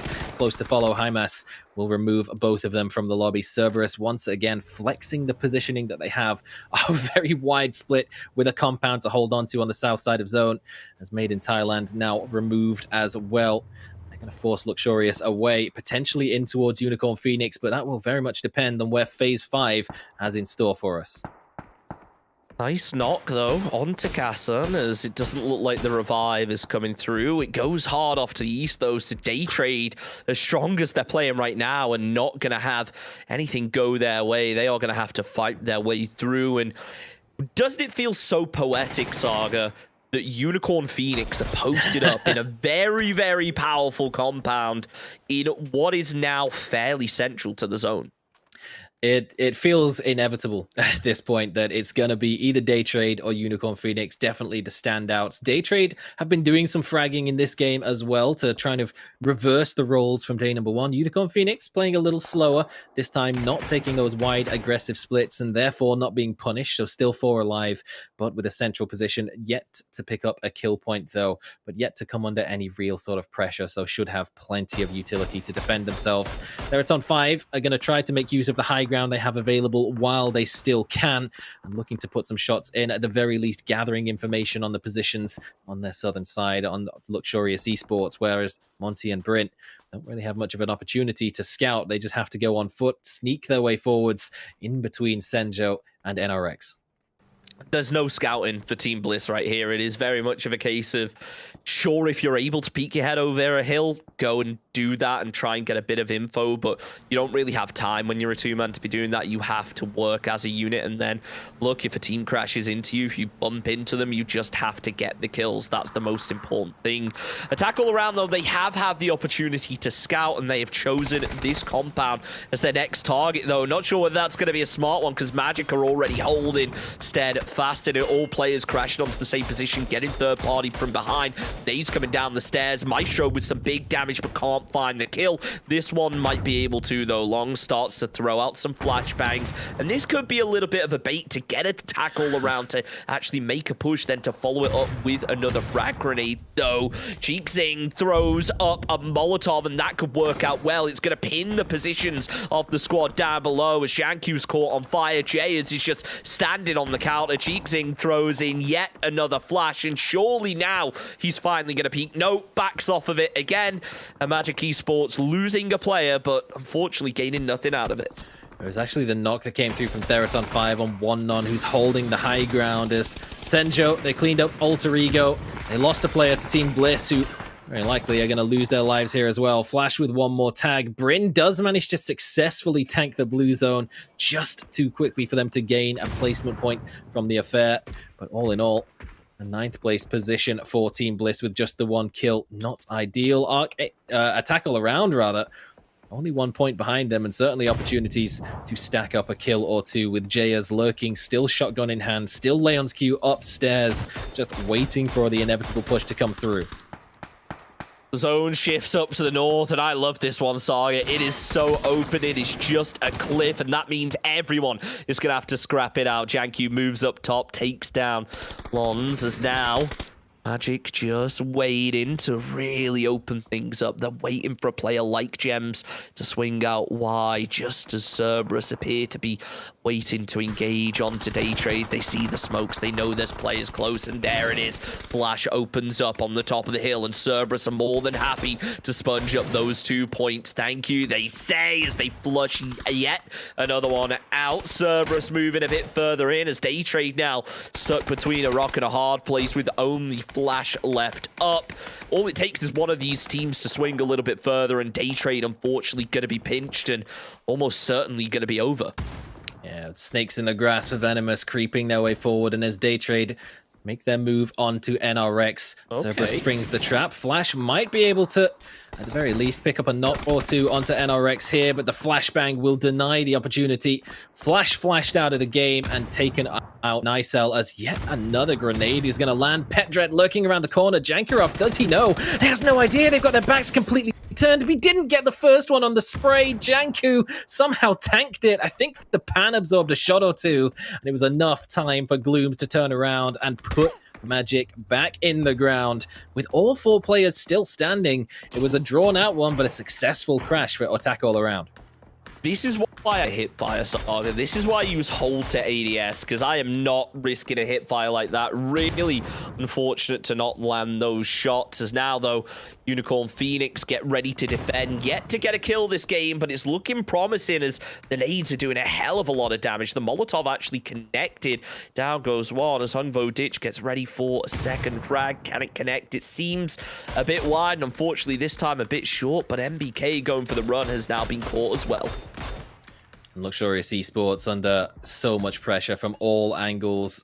Grenades flying in close range, shots from Theraton 5 from a long way away. It's a team full of veteran names, previously under DXG, Easy Esports, Cerberus, Game Home, all very recognizable names, but experience can only get you so far when you're in this much of a disadvantaged position where everyone seems to be taking shots towards you. We've all been in that position. You're going to run out of smokes eventually, and there's just no real way forward, but Sylphie's doing what he can to put up a fight. A headshot from Chew should be the final nail in the coffin. Cerberus not yet looking to put too much pressure onto Unicorn Phoenix either. Both just happy to try and farm some free points on the far side of the zone. So Xorius are out, and it looks like potentially another one could follow as Unicorn Phoenix are just spamming through that smoke, doing so much damage as Theraton 5 look to try and make the most out of the high ground position, and it seems like it'll work out well for them. The zone semi goes in their way as Jayas lands a pretty huge nade of his own to try and finish off NRX. They still, though, have 1 player up to try and find the revive, and by the looks of things, Theraton 5 aren't too focused on finishing off NRX. I think they realize that right now, the biggest threat is going to be Attack All Around. Very scary, though, if you look at their position and where they have to squeeze into for phase number 8 when it comes into effect. Very much in the line of sight of Unicorn Phoenix, who still have their entire compound in the zone that late on into the game. Still 4 members standing, and still a very strong possibility of just repeating day number 1, alternating wins with Day Trade, but still a lot of strong competition, still with 4 standing, to try to deny NRX and Attack All Around very much in the disadvantaged spots, expecting one of them to be unfortunate enough to not make the top 4, both under a lot of pressure.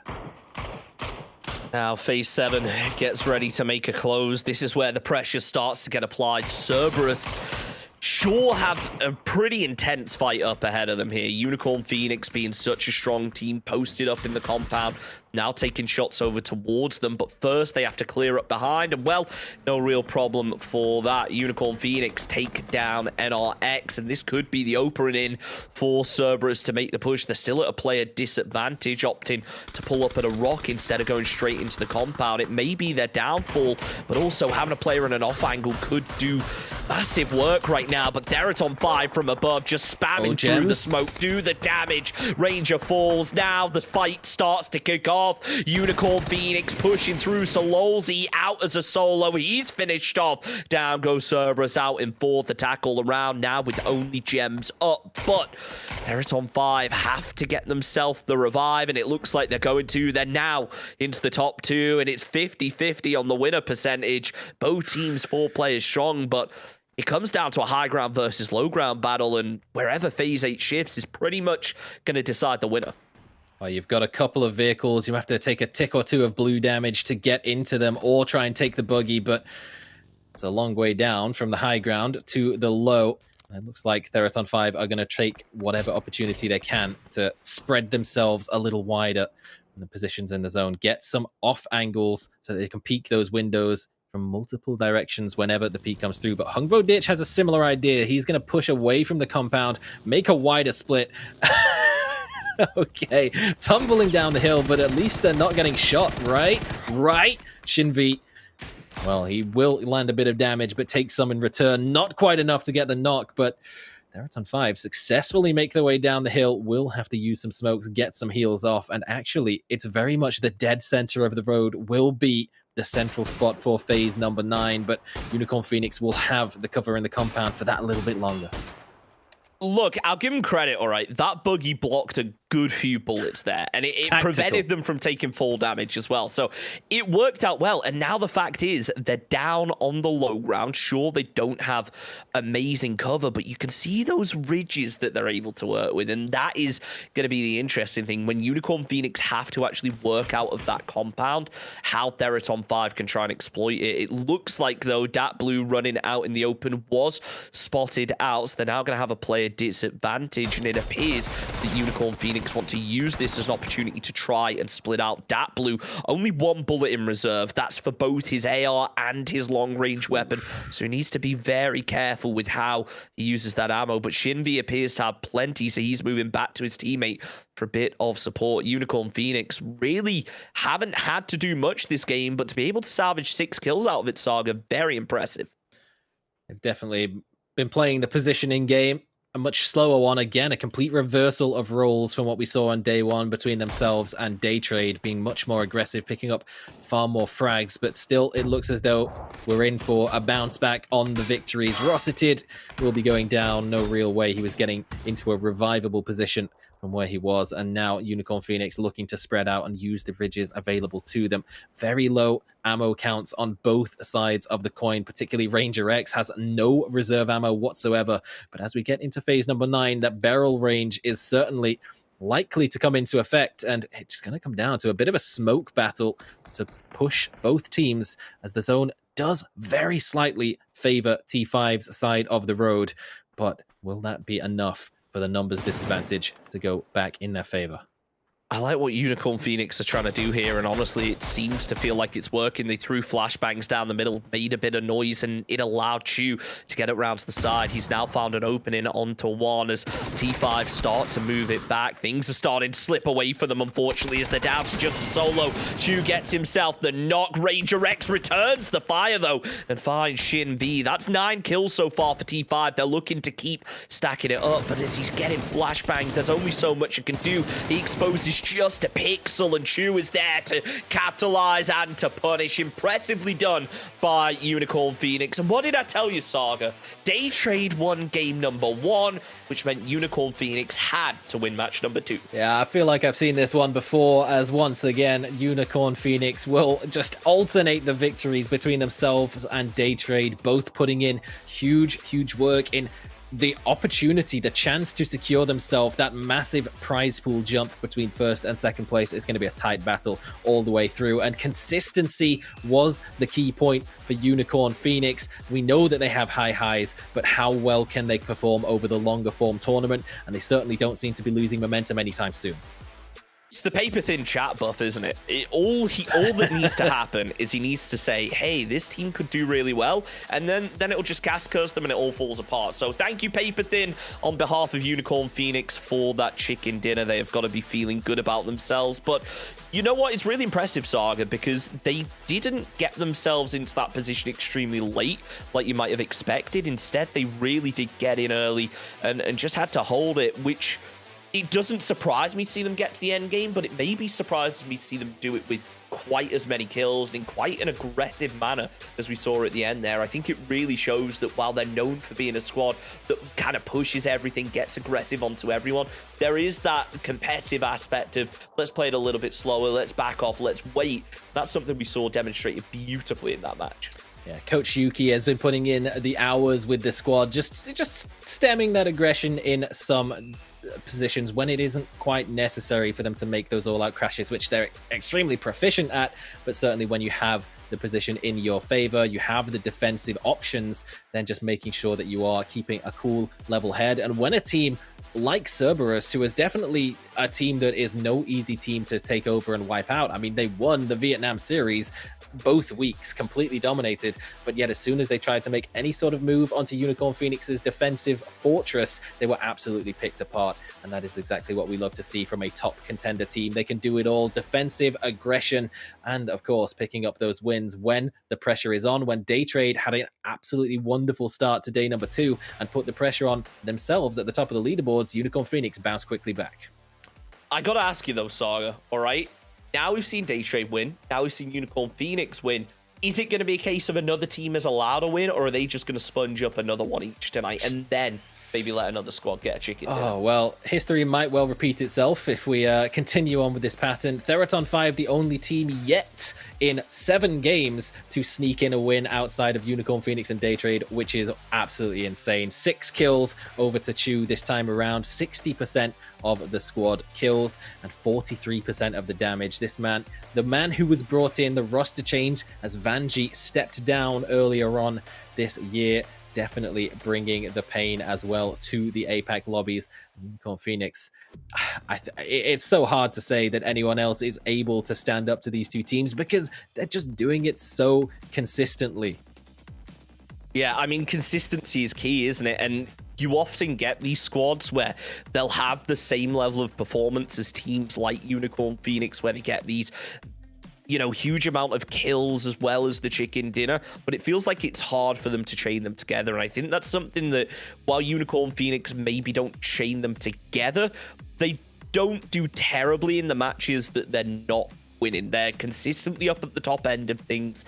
As aggressive as they are, they're surprisingly in the end game a lot, and I think that just comes down to the teamwork being concise when it comes to the fights and making sure you work as an actual unit when it comes to fighting things. So really impressive for Unicorn Phoenix. Obviously still 3 matches remaining tonight, 1 more Miramar, then heading over to Erangel. And I do wonder whether when we're heading on to Erangel, we will see a bit of a switch up in status quo. Maybe a team like Daytrade, who have done slightly better than Unicorn Phoenix when it comes to Erangel versus Miramar, are going to be able to step it up, or whether it is just going to be a back and forth constantly. But before we go to that, we are going to take a very short break, so don't go anywhere. We're going to be back in just a few minutes.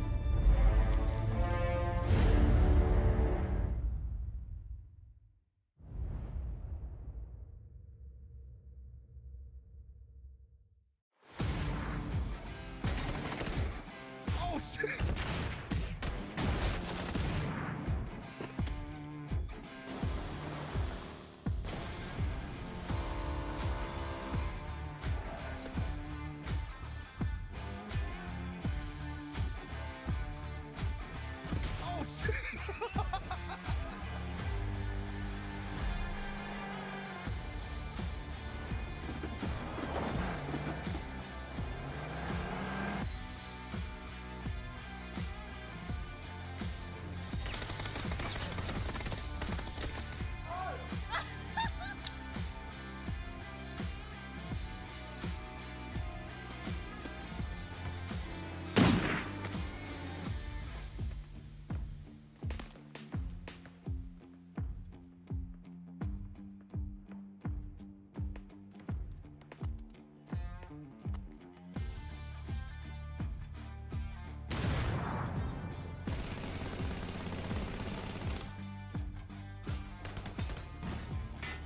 살려줘.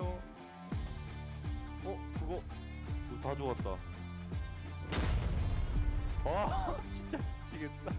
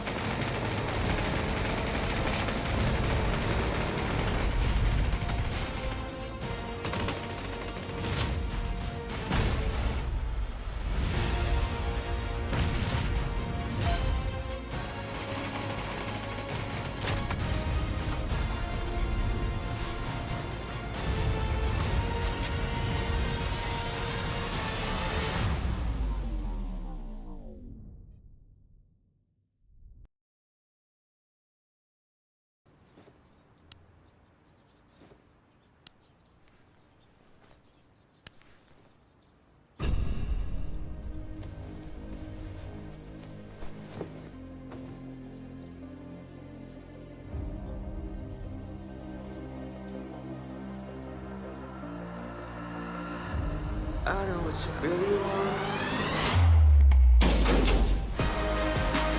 Turn it up and do it die. Maybe we're in paradise. I'm feeling like a hero. Turn it up and do it die. Everything is on the line. I'm feeling like a hero. Turn it up and do it die.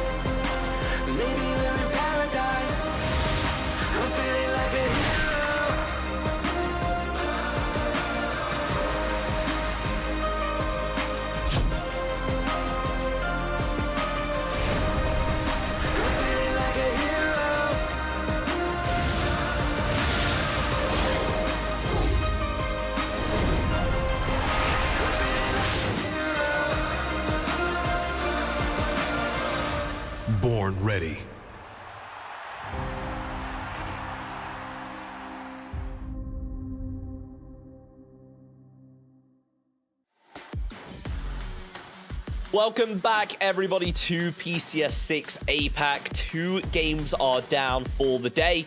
And what a surprise, Saga. It's Unicorn Phoenix and Daytrade that take the wins. Sheesh, who could have seen it coming after day one, where it was 2 wins apiece, 2 second places, and, well, things just do not seem to be slowing down for either of our top 2 contenders right now. The rest is playing a little bit of catch-up as, well, the gap just keeps on getting bigger. It's an interesting one, isn't it? How big can this gap truly get now? Do you think that it is going to carry on like that, where 2 teams just sponge up every point? Or do you think that other squads down below might actually be able to start catching up soon? There's got to be a breaking point because, I mean, look at this. 52 kills apiece, 95 and 94 points respectively. Daytrade, oh man, they're 1 extra placement point. That little extra bit of consistency and placement is the whole difference between the top 2 for now. The gap is closing somewhat, with Teraton 5 closing the distance, getting a little bit of a lead on Made in Thailand and Cerberus Esports with a couple of solid games in our opening 2 on Miramar. One more time, we'll be heading back to the desert to allow any more of these teams to try to stack up the points. I'm looking at Attack all around as well, a team that obviously has had a pretty solid game number 2 in particular, and they definitely need to have good performances on Miramar, considering that when we head over to Erangel, there's a very high likelihood the Expendables are going to be hot dropping them in Pachinki. You have to wonder, though, don't you? Coming into now day number 2 of APAC, do you think that there is going to be a situation where we see more hot drops, or do you think that now maybe they have backed off? We'll find out anyway, because it's game number 8 of PCS6 APAC, and we are back here on Miramar for the final time today. I'm excited to head over to some Erangel, see what it has in store for us, but before then, we can maybe get a bit of a wacky zone, because Miramar is just known for those wacky zones, isn't it? It doesn't matter where you go, that land ratio always ends up having an involvement and can always make it a little bit extra spicy. I mean, we've had a lot of high ground positioning involved in both of the zones that we've seen today, with the La Bendita crater and the hilltop above the cave just south of Los Leones playing prominent positions in both zones so far. So it'll be interesting to see what we have in store this time around. It's very similar all across the map. Very drastic high to low ground advantages are a complete staple on Miramar in competitive play. Looks like Unicorn Phoenix are going to be extending their grasp a little bit around Hacienda just a bit more, starting to branch out slightly towards Picardo, picking up a little bit more control early on. Leon's Q potentially going to be run down by a madman on a bicycle looking for an early run over kill, and he has to dodge out of the way pretty quick.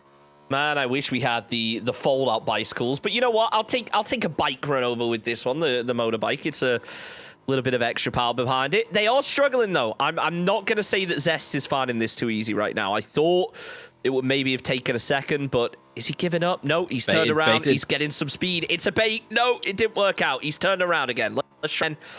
Is he finally going to back off? Yeah, it seems like it. Lon should be able to get over to his team. That's got to be a bit of a rough way to start your game if you're Zest, right? That is a bit of a kick to the ego. It's an opportunistic attempt at trying to get a run over kill. It was never a guarantee, but Zest would have always loved to take the free point.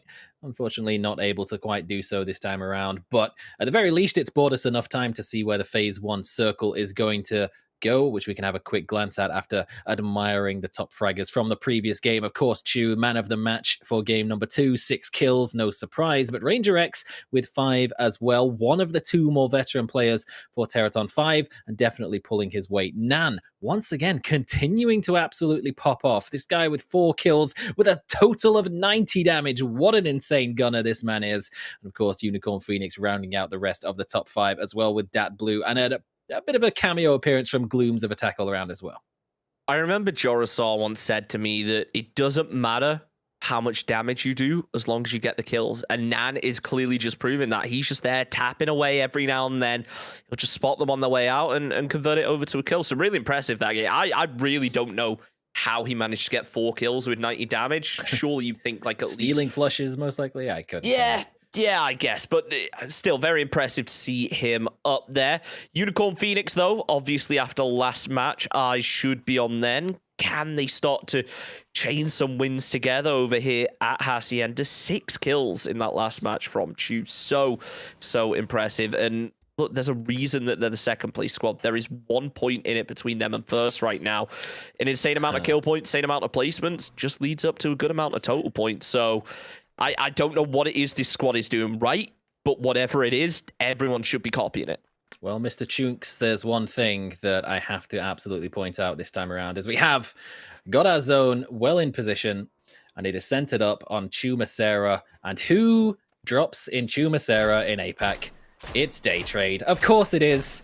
And Daytrade in prime position and already finding gems. It looks like he fell out of the vehicle. I don't know exactly what happened for him to get knocked in the line of sight, but Belmoth and Flash, even with the Iron Sights SKS, already picking up a kill point and doubling the lead that they came into this game with over Unicorn Phoenix. And again, a lot of high ground positions available around Chumacera. They're in a bit of a 2-2 split to the northern side and on the church as well. So lots of control granted to them by this phase 1 zone. And to be honest, the way things are going, it seems like that control isn't going to be taken away from them anytime soon.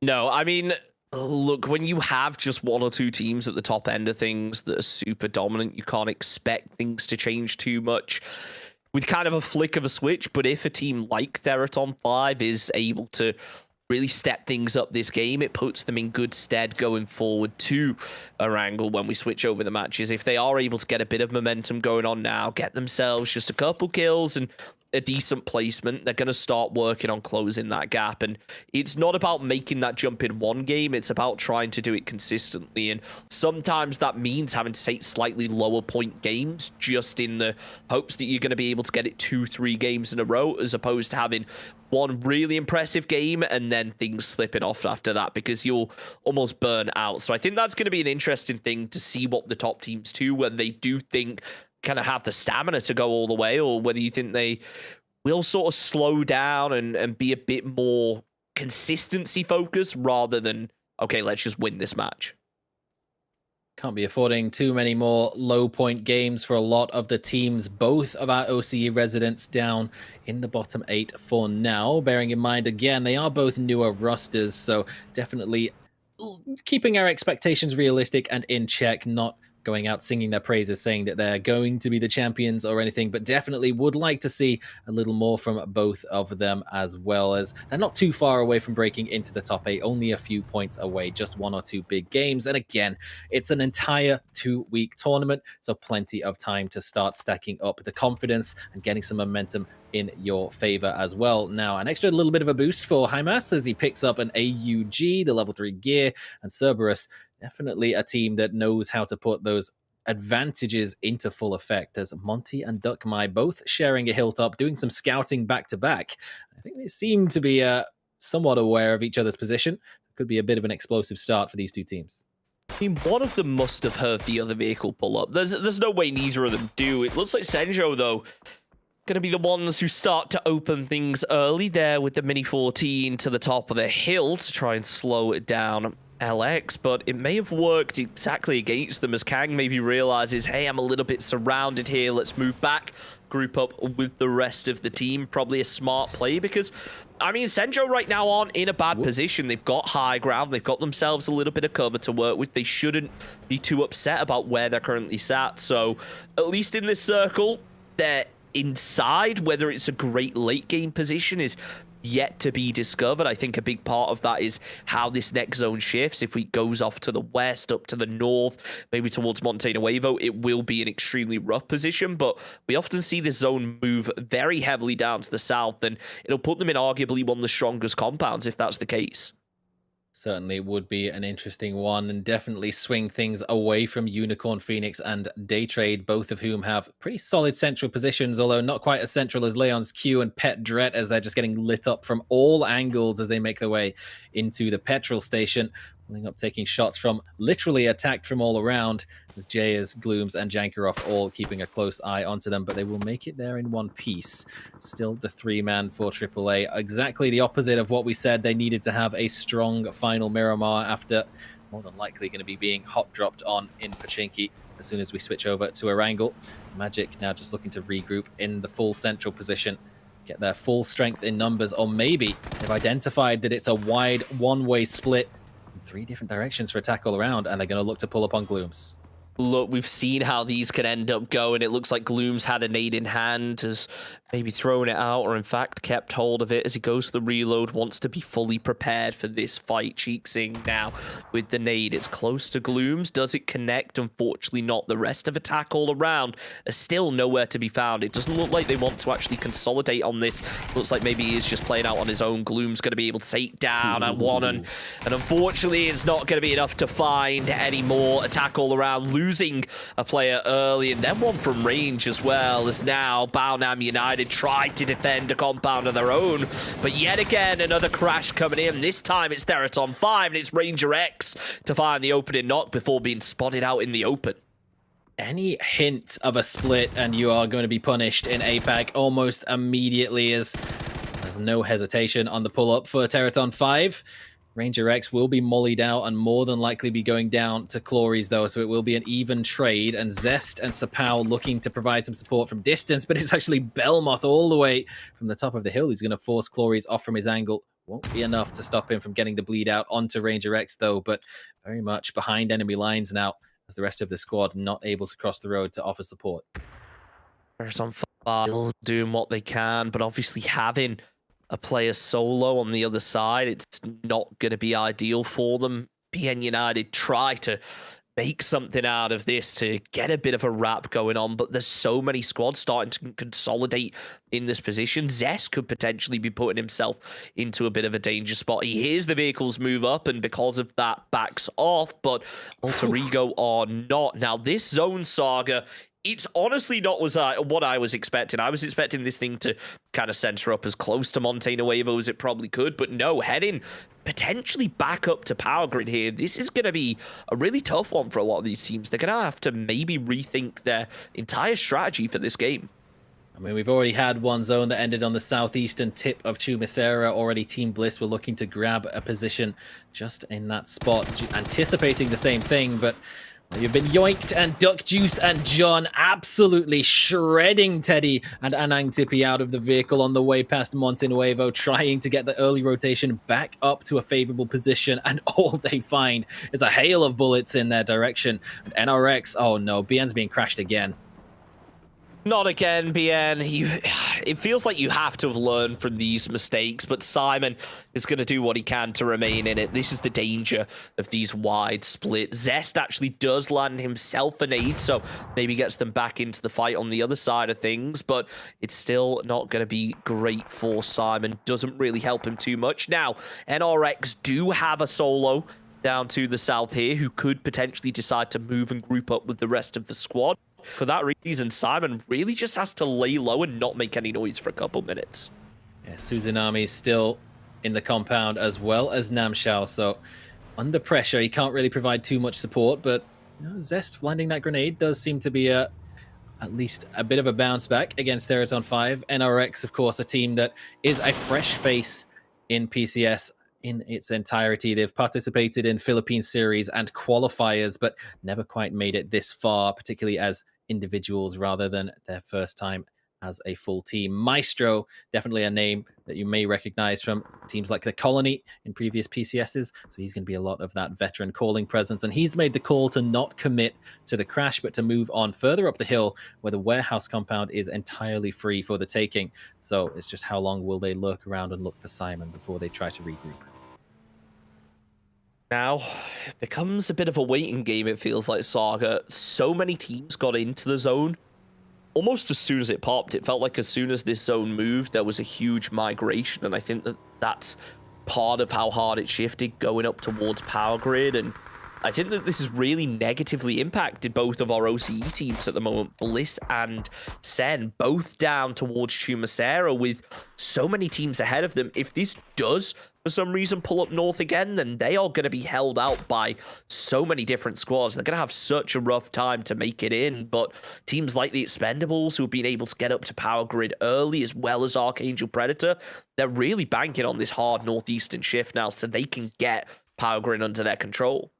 That is the one downside of having high ground like this, where you can see pretty much everything in the zone, but that also means that everything in the zone can see you. So when you are eventually forced to make your way down onto the lower ground, an even playing field, every single player in the game will be able to watch you do it and take pot shots at you. And it only takes a couple of lucky headshots from anywhere for you to be taken out. So no surprise to see Kang already looking to try and sneak his way forwards, as Belmoth and the rest of Daytrade have done exactly that previously, made their move down to the low ground, where once again they're favored directly in the center of the zone with a 2-2 split.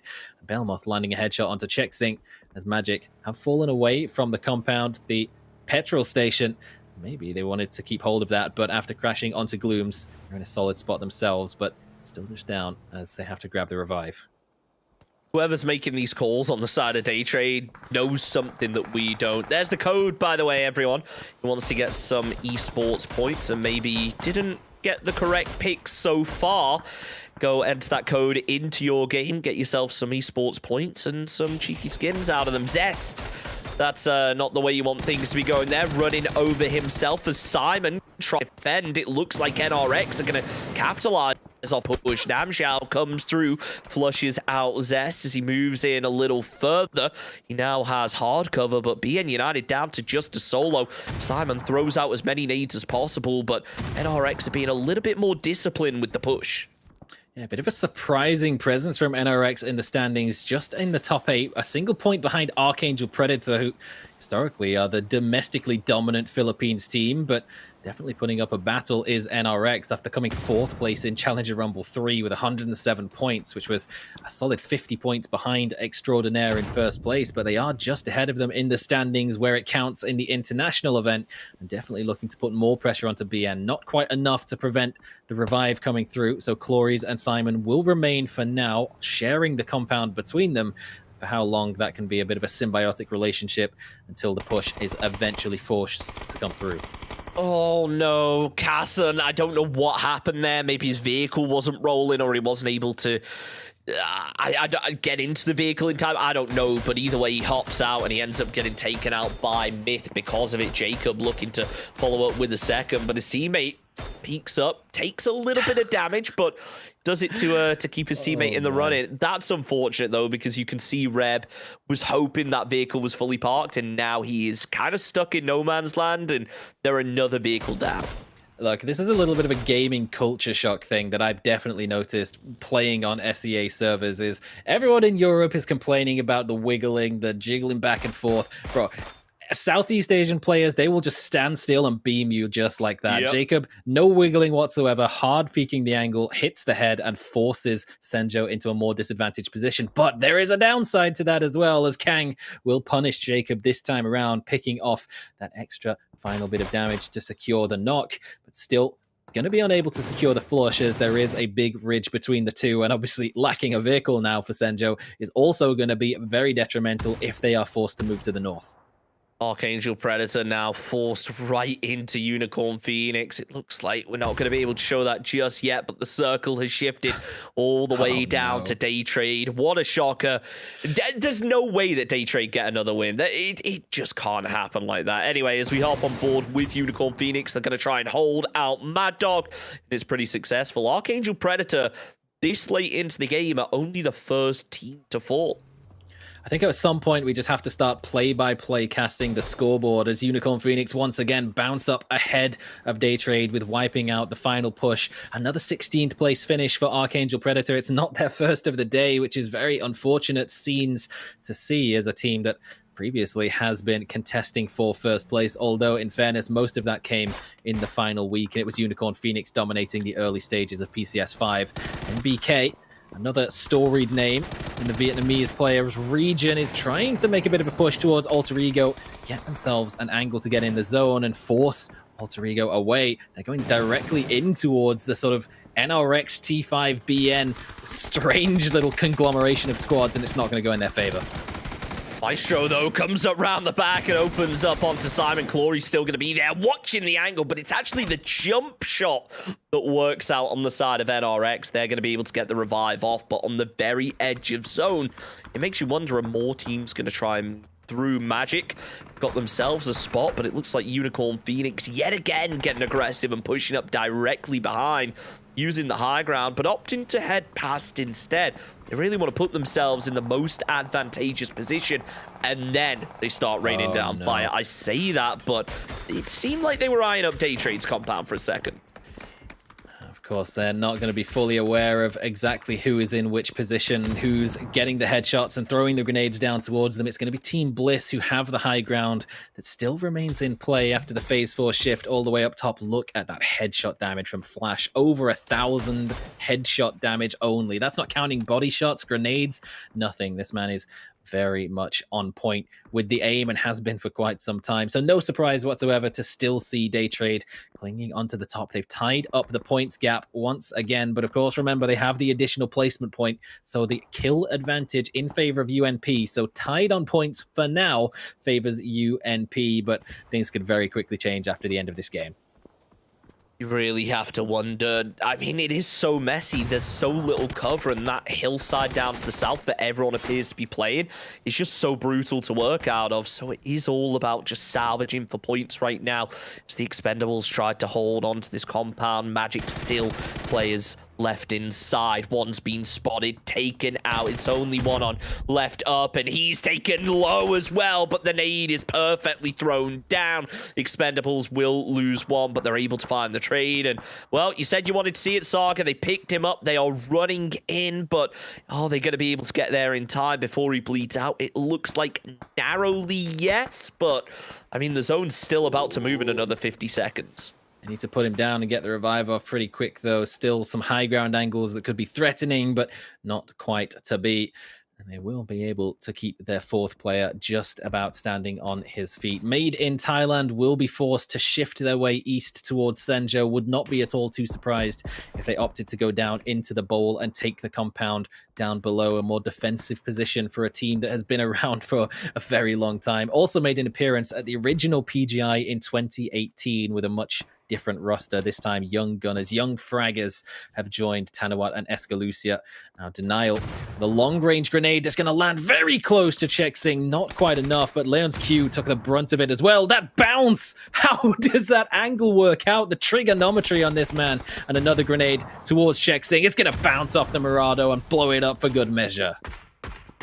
Well, you want to make sure that they're definitely dead, and that's the way to do it right there. Really, really impressive nades. Yet again, we see more. See if we want to land onto the Expendables, though, as they start to roll up. They grab themselves a bit of a hillside. Now, Unicorn Phoenix want to get aggressive, but having Team Bliss above them is going to make it very hard for them to actually peek out and defend against this. So we may end up seeing it turn into a very scrappy close-range fight as opposed to long-range high ground. Okay, they've got a DMR. Let's just shoot down on them. Scrap that we used to see him. But nice damage coming out from Chu right there. Takes 777 extremely low as he throws the door closed. Now the nades start to come in. Junior's going to be there with the pre-fire. Finds a headshot. Dat Blue goes down to Trick from the other side of things. Shin V flushed out by Monty. Is now 777 watches up the back, realizes there could be another team moving in, but as NRX get eliminated, they may be going to get confused and think that that's the final player of Unicorn Phoenix out of it. Well, Made in Thailand opted not to make the push down towards the compound. They were playing a more aggressive hold on Luxurious, and that's backfired a little bit as they have lost one, but the push continues for the Expendables. As it turns out, Unicorn Phoenix are the more expendable of the two. John once again tagged down, sent onto his knees, but 4 members still strong for the Expendables to try and make a push onto their Vietnamese rivals of Unicorn Phoenix. Hung Vo Ditch with a Molotov gets it in through the window. John not going to get up this time, and Duck Juice will be going down as well. So still some fight in the tank for the Unicorns. Just shows how effective one Molotov can be. Not only did it knock one, but it flushed another. Luxurious fall to Jacob out in 11th place. Not going to be getting themselves any placement points. Expendables are looking like they're going to struggle to get any of their own. They tried to go for the revive, but Hung Vo Ditch is still there, making noise, using every nade that he has. He's just flushed out one, and now he looks for a second, but it's Levi's in the end to come up over the top and finish things off. The Expendables remain in it. 5 kills and now into the placement, but yet another fight coming out, and it's How playing point. defensive work to do now for Team Bliss. Another team who has held onto that compound very well. All 4 members still standing, but the lethal utility lacking somewhat, has already expended quite some of it. Cerberus as well with 4 players standing, but that's very soon to change as Hisaki tagged down, and Denial will find an angle onto Duckmai as well, claiming some high ground position, but that will be a bit of a split push. This is the same team that has crashed Team Bliss in the compound, so they're not fully committed to taking that fight just yet. Oh, but now that the zone centers up, it makes you think everyone is going to be scrapping for Bliss's compound as just lay low. Extraordinaires are waiting. Bryn Open the door, Bryn. gets ready. He surely has to know there's going to be someone on the other side, but no, he doesn't. Kang opens up as Made in Thailand yet to make themselves a push. They're at on 5, looking like, fortunately, that will be the end of them. They almost managed to deny a point by getting the revive, but unfortunately not to be, as now Made in Thailand start to switch up their attention. They will be throwing out a couple nades. Jacob has a read on roughly where Steel is, but Kang is just there providing such good cover right now. It isn't looking too likely that he's going to be able to find anything. The Molotovs still are close, and well, he has to back off to his teammates sooner or later, as now the fight finally starts kick off. Mirage takes down 2 after Bryn was initially knocked. This is finally starting to be a bit of positive news for Team Bliss as they find their 4th kill. Steel doing the same. OCE Hope is coming alive right now as the nade takes down Esquilusia. Made in Thailand backed up against the zone with a minute remaining on it. More nades coming through, but Rogue is there to take down Kang, and it leaves only Steel left up, spotted, running, and potentially down. No, barely makes it to the shack and actually sticking the res. And Daytrade not happy to sit back in their compound. Belmoth and Puchil's already making moves out, flexing over towards Senjo and Myth's battle, and also getting some third-party shots in towards Team Bliss. Just as you were starting to hear the cheers coming up from the watch party in Brisbane, they're instantly put back down and kept humble, as there is that tempting opportunity to head up to the rooftop for that extra little bit of high ground cover, but the push out from Daytrade has been spotted by Made in Thailand. Still not completed the push onto Senjo just yet. Still 2 players remaining, holding off that western edge, but Cerberus still lurking with 3 strong on the southern side. Could be a problem for both Made in Thailand and Senjo. Rogue with the spray, can't quite connect as the zone centers up. Team Bliss still in it, completely preoccupied with the expendables right now. If they aren't careful, Daytrade could very likely sneak their way up this hill, but Kang and Steel work together. Flashbang's going to be coming through as Jacob has fallen. Daytrade Belmoth switches his attention and actually takes shots towards Rogue as well. Cerberus, they hear the fire, and out comes the nade. It's perfectly placed onto Steel. Beautiful little bounce as Hisaki gets ready for another. If it lands, it'll be the end of it, but it does the damage, as now this is surely the opportunity for Made in Thailand to just W key this, throw every bit of util they have left and finish off the fight just to make it at least into the next phase. Well, the struggle is they've still got Belmoth looking, and you've got Hymas holding from the southern edge as well. So as soon as you crest over that ridge, you're going to be in a bit of a crossfire yourself. Hisaki looking out for that final extraordinaire player who was lurking around, coming up that eastern ridge, wrapping towards the south, but Made in Thailand have made the cross. No Molotov in hand for Rogue Nansmai. We're not going to see a repeat of the barbecue. Kang desperately trying to get that smoke up in time to buy themselves the spot, but Rogue Nansmai just breaches and clears by himself, traded quickly back by Steel, but the rest of Made in Thailand still hovering nearby.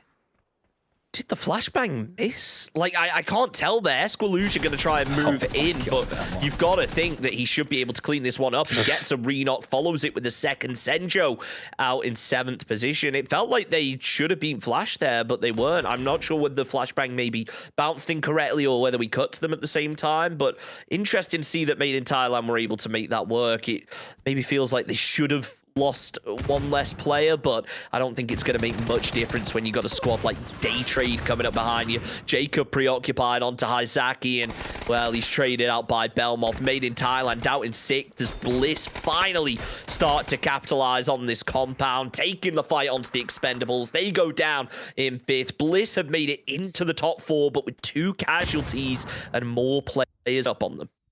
And that's just Flash by himself, pushing solo as the rest of Day Trade sweeps the western side of the zone. Denial as well pops up from his hiding spot. He's got 10 smokes, but he does get the smoke onto Insight. He has been dropped. Mirage will be bleeding out, but they should be able to grab the revive on towards it. But Bryn has to hold the line for now as Belmoth secures the flush on Haisaki with the bleed out. Poochills is there for the trade, so Lolzy down. And, well, it's all he has to do to single-digit hit points, and he's out in the blue zone. He might be trying to go for the deny. No, he wraps around the side of the rock, gets a knock on Belmoth, but the blue zone will claim him. Day Trade Gaming, well above 100 points, well above Unicorn Phoenix in the standings, regardless of whether they get the win, but I'm sure it's going to be hot on their minds. Bliss need to finish this right now because they cannot really push out of this compound and get onto the stronger hillside when that final phase comes around until they finished off nil. Then they can start sweeping. But at the same time, Day Trade have a solo down at the compound. So it feels like as much as Bliss might feel in control, it's really Day Trade that dictate the pace of the game at this point. If someone wants to push out to defend this wall that Flash is holding, guess what? He's going to swing out and go for the peak himself, which is why you see Day Trade kind of having that higher chicken dinner percentage chance right now, especially as they start to reposition. Cerberus obviously going out earlier has allowed them to really flex out, and that's what Flash has done so well. But I can't help but notice yet again, Sargo, ammo might become a bit of an issue for a couple of these players. It's certainly something to consider, but maybe just hit your shots like Day Trade have been doing the whole time, and you'll be totally fine. As once again, Monty will be pushing out, but Denial, his little ridge buys him that extra second. The knock has come through. They need to get the hand on the revive quickly because Day Trade, seeing a knock in the kill feed, it's W key time, baby. Flash being on top already is going to make such a big impact on this fight as Belmoth throws out the smoke. They're just trying to deny every angle possible right now. Day Trade are playing this so smart. Remember, it is the final phase, which means it comes down to a dot at the end of this. And guess what? That dot is just outside the building. It doesn't matter, though, when you got a player like Flash out on the balcony, spotting through windows and spotting out Insight to go with it. Nern's also up on the roof, just waiting, playing for trades almost with his teammate. Surely now comes the time where they have to make a push out of here, but there's just not much they can do. All angles are covered. Poochoo's there, finds the headshot onto Mirage, and guess what? He's not going to be peeking again. Bryn seems like the only player who's actually in a spot where he can try and peek something now, and he's strapped behind a vehicle. He's trying to jump over, but in reality, he's probably going to have to hop in it, swap seats, and hop back out to get to the other side.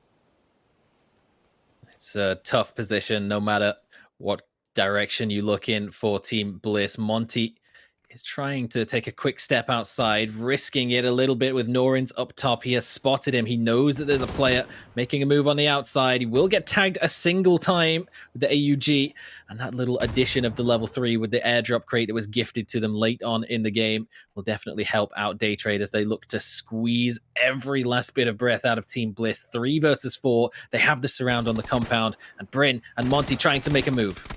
They need to know about the player on top, and they certainly do. Flash does manage to cause a bit of a distraction, but it's enough of one for now Bliss to actually get up and find themselves a trade. In the end, it's only Mirage left, and not for long. The high ground works out on the side of Day Trade, which means only one thing, Saga. Unicorn Phoenix are going to win the next game.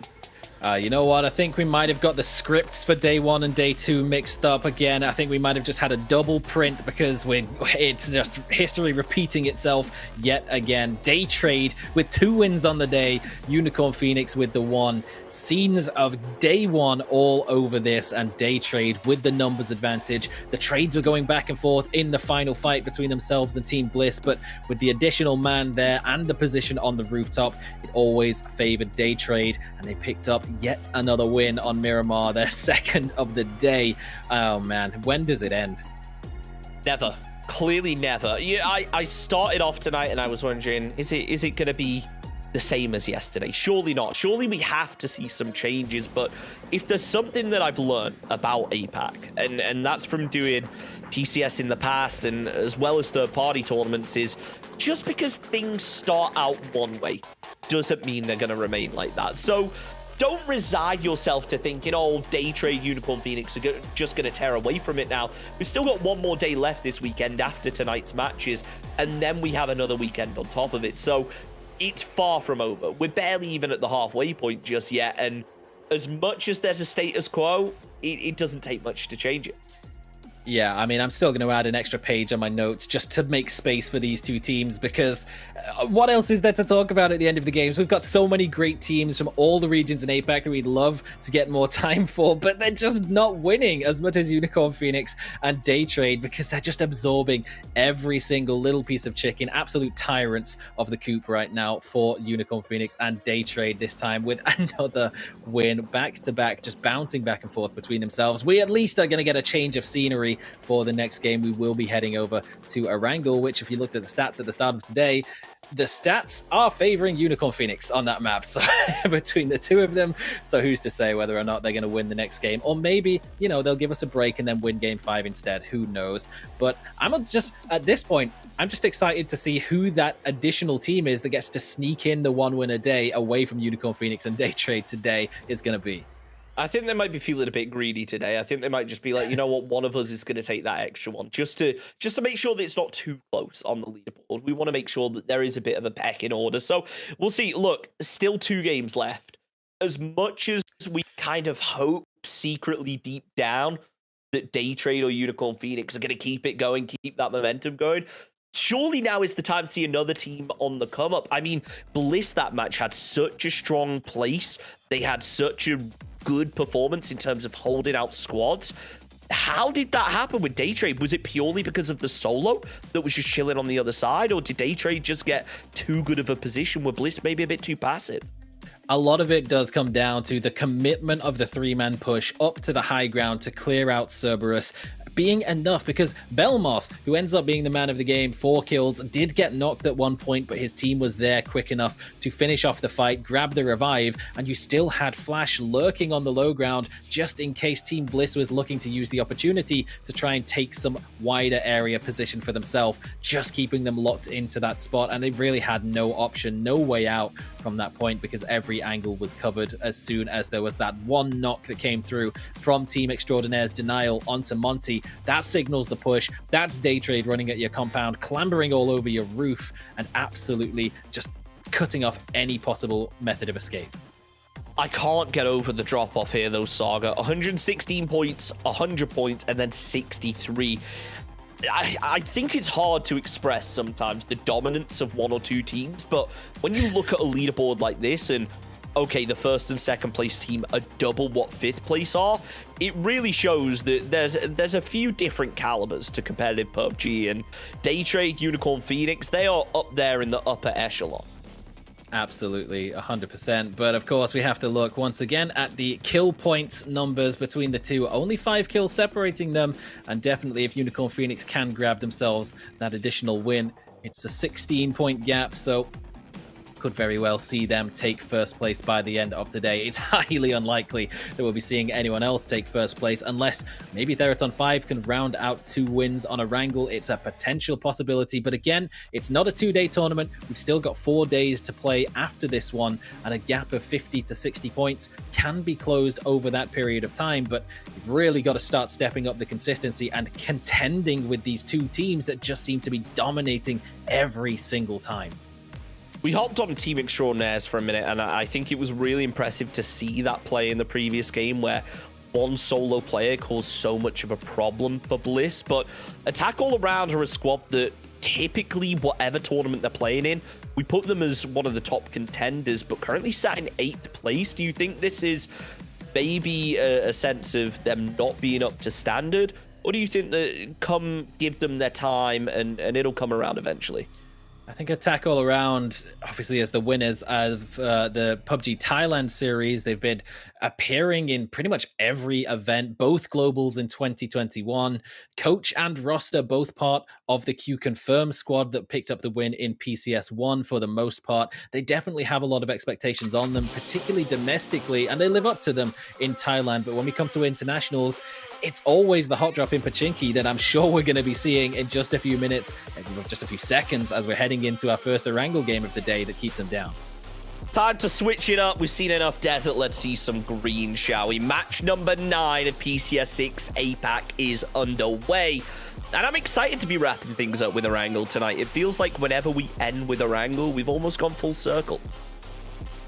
Yeah, it's definitely a interesting dynamic again once more. As well, there's definitely a lot more potential for hot drops. Rozhok, school, that whole area, apartments. There was 4 teams dropping for this position in the scrims. That was Unicorn Phoenix, BN United, Alter Ego, and Magic Esports. We did see a little bit of the Magic BN battle for Rozhok in yesterday's games, but that seems to be entirely off the cards as Magic are already dispersing and making their way up towards Saberni. It did not go well for them, in case you didn't watch yesterday's games, which is why they started today on 8 points alone. But as we've said, attack all around. They are stubborn and stalwart. They were battling for this spot in PGC, and the Expendables are just the same. We're going to be seeing the Pachinki battle once again.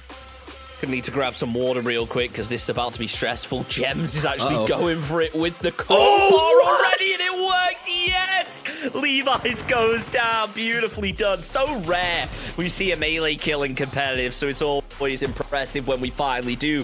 June though gonna be able to get the trade to take down Glooms as he watches the cross, realizes attack all around are gonna try and get another player over there. Jankyu though shoots off the top of the door like it's nothing, but can't quite get up. There it is in the end. Gonna try and ledge grab, wants to end up on that roof, get the high ground, but it looks like Expendables are actually able to get there before him. Jankyu still gonna be holding with the pistol as his long range. Maybe the thought is to maybe just cause a bit of a scare tactic, because 777 now tries to push in with the shotgun. It doesn't quite work out, but guess what? Jankyu's on top. He doesn't hear Duck above, though, and down he goes because of it. The Expendables picking up 2 kills so far and only losing 1 player in return. I speak too soon, though, because Jay is able to find the trade. It's not the first time that things have started to fall apart, but bounced back. Of course, everyone massive fans of shotguns and competitive PUBG in 2022. And of course, they come very, very strong in the hot drops when everyone has lacking vests, helmets. Duck Juice up on the roof still. Gems trying to contest. Does have the full level 2, but his hit points are a little low, and the health, it's just not really there. Doesn't have any way to get that health back beyond just a couple of bandages. 777 is just going to slowly bleed out. No way that he could drop down for the revive. And it's just a 2 versus 2 once again. Both teams suffering on the hot drop, as has just always been the case in Pachinki battles early on. There's no winners in a hot drop like this. As much as you hate to say it, as much as you want to think one team's going to come out on top, when you've each lost 2 players, neither team wins. It doesn't matter who comes out of here alive, because the chance of you being able to get a chicken dinner with 2 players left up is slim enough. The chance of you being able to get a decent number of kills, even slimmer, it feels like. So for attack all around, for the Expendables, they're probably both very about this, that they're having to fight this out on the bigger stage. But look, if attack all around could come out on top of this, it makes me think that maybe it should be the Expendables who instead move away purely based on the way the leaderboard is stacking up. Attack all around just have a bit more to lose. You know, as much as it's probably tilting, they definitely do have a lot of fun with it. They were having this battle in scrims and all changing their usernames to things like Pachinki is ours or TE Mayao, which is, of course, Thai for you can't have it. So it's definitely, they have a bit of fun with it. And Duck Juice still showing a little bit of composure. Gems, I'm not sure if the backpack is sticking out and Jun is aware of the position, but Duck Juice still holding onto that rooftop. Of course, Duck Juice, a relatively young player in and of himself, wasn't quite able to participate in PCS4 after being just too young, missing out on that one, so had to be called in as a replacement. Puchills doesn't have a gun. Gems is spotted, and as he drops off, will be taken down. Jayas does manage to just about disappear inside. He's got a micro Uzi to defend himself with, but he's all by himself. Jun, though, with the shotgun still ready on his back, you've got to think it's just going to be a case of drop down, fire the tower. I mean, they know that Jayas is inside this building, so it should just be a case of working together to make the push. But Jayas being such an unpredictable player and able to clutch up in such high pressure, environments, you gotta wonder how effective they'll be able to do it. The micro Uzi is Meanwhile, in hand as Clarice just decides to run over Cheeksing, as you do. Just APAC things. We've got a Pachinki hot drop, we got players getting ran over, and of course finish with the revolver. This game is just it's the APAC jam in general. meta.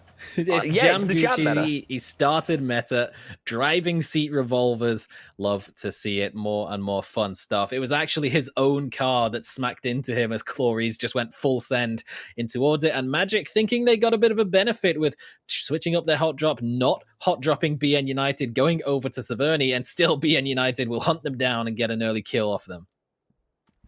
It's dedication to the fight. I'll give him that one. And you know what? Chasing a player down like that, it's one way to go about it. It's very rare we actually get to see players crash into each other like that, especially in the early game. It definitely feels like a bit of a late game strategy. Everyone's seat swapping and going for those kills. So exciting to see. But Jayers now. Extended mag on the micro Uzi. It puts him in a pretty good position as long as the engagement is kind of close range, but not close enough where a shotgun can win. So it's a very slim line that Jayers has to try and walk now. He has to find the balance very carefully without exposing himself too much. Obviously, the Expendables, having two players already in position, decided not to push. It's interesting, but not too surprising, as now Jayers, his position has been given away. June has started taking a couple shots. Now is the time for the Expendables to work together as a duo, but they're still just not doing that. Jay is going to be in the doorway watching out. He's expecting a push, but it's just not coming. It's kind of annoying me, Saga. I want to see some shots, and now it's finally happening. Jun is there with the UMP. Down comes the shotgun. It's so powerful, but unfortunately it can't quite land. Jayers finds the headshot, looking to follow up with the M4 as well onto Duck, but unfortunately cannot. Has to back off and go for the heal and potentially allow the Expendables to get the revive. Well, they tried to go for the option of Jun just hold the door and let Duck Juice go and grab some upgraded weaponry, maybe some utility. He did have a grenade in hand, was looking to expend it, and a quick jump peek from Jayers will not result in what he was hoping for. Could have been magical, mystical, flying hipfire. Wasn't quite to be. Ranger X caught off by a lurking NBK. We'll have to chuck a Molotov up over the top as the rest of Luxurious will put some shots in, but it's answered back as Patampong will take down Sylphie and even up the score a little bit. The grenades up over the top aren't quite going to find Ranger X. The Molotov just going over the top, sailing by, so still not going to secure the flush, but Ranger X will be taken down. It's Clarice from distance, actually, from Severny itself, who spots out the knocked player and steals away the kill point. NBK is still kind of in no man's land, though. It's not the position you want to be in. The rest of the squad do start to flex out, but they're maybe expecting Theraton 5 to all be up on this hillside rather than having consolidated in the compound already, or at least have a couple players up the hillside, which could potentially end up getting them caught off guard. Archangel Predator on the rotate in, though. Pretty happy with the way that things are looking. Sure, they've got a bit of a ways to actually make it into a comfortable position, but at least for now, give them credit, they're working their way through slowly but surely. There's no need to rush in a lobby like this. It feels like everyone sends centers so early.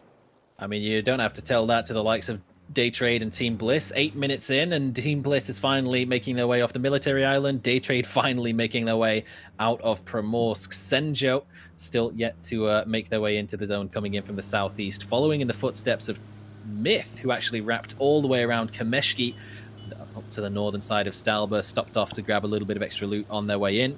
Alter Ego going full force, face first into Kid X of Team Extraordinaire. Not the first time we've seen these two teams run into each other, but it's at the very least going to force that split to be regrouped, and they're going to claim the high ground position for themselves just by force of intimidation alone.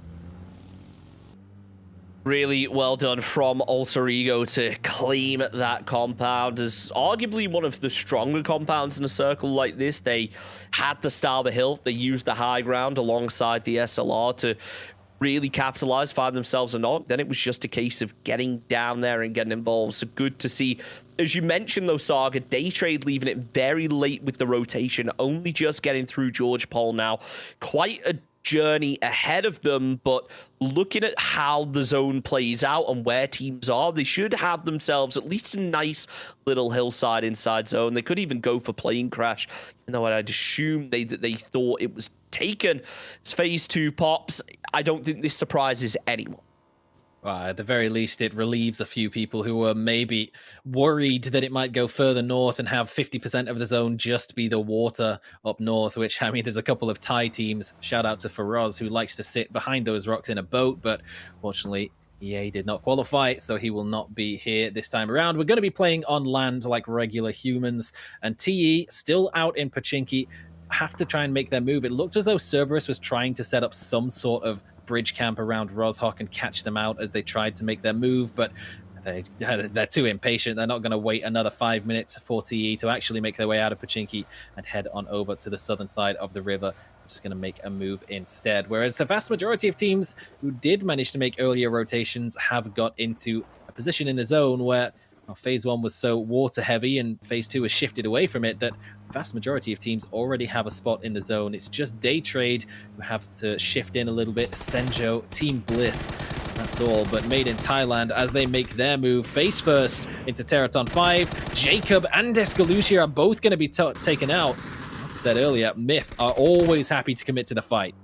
Rognan's Myers out of it as well. Leaves only Tanawat left up from Made in Thailand. That was a real miscalculation on their part. I mean, you know what? Really, really well played to see them do so strong in terms of defending, but I'm just kind of at a loss for words for what Myth were actually thinking was going on there. Team Extraordinaire are going to be looking up the hill after what was potentially a crash defense. It looked for a second like they were going to get crashed, but in the end, the players go straight past Team Bliss, a team that rotated in late, and this is the danger of it. You potentially now get held out by another squad who just has an amazing bridge line and good angles on you. I think it was actually a little bit of a Fury-style scouting with your face from Alter Ego there that was just poking to see if they could get a position up near Team Extraordinaire, as well, Tanawat, he managed to get away from Teraton 5, but only as far as the shooting range. West dips where he's within range of Luxurious Esports, and they will quickly clean him up for our second team eliminated from the lobby, both from Thailand, unfortunately, this time around. Bearing in mind, we've never had a PCS champion who is not from Vietnam nor from Thailand, although it doesn't look like that's going to change anytime soon, with the highest team rated so far from neither of those two regions being Team Bliss, who have managed to climb their way into 6th place, but it's about a 70-point gap between them after just 8 games so far. So a long way to go if they want to try and claim the title for themselves, but certainly enough time to do it and enough talent on the roster that they could make it a reality. Flash just has to drop down because Duck Juice, he hit a tree. One bullet is all he needed, and he found it to the head. Flash able to finish off the job, and well, Day Trade sponging up that point. Now let's kind of cut off the southern bridge for the Expendables here. They're probably going to have to turn around and either take one of the Rozhok bridges or over to Yaz. I mean, yeah, you're right. Expendable. It's in the name. I probably should have figured that one out sooner. But yeah, they're very limited on how they're going to play this one. As the zone gets ready to close in, they really need to hope for a southern shift. But that's absolutely not what we're going to get. And Saga, this is a zone that, if anyone can think all the way back to last PCS, it feels like we saw this one quite a bit with very different endgame results.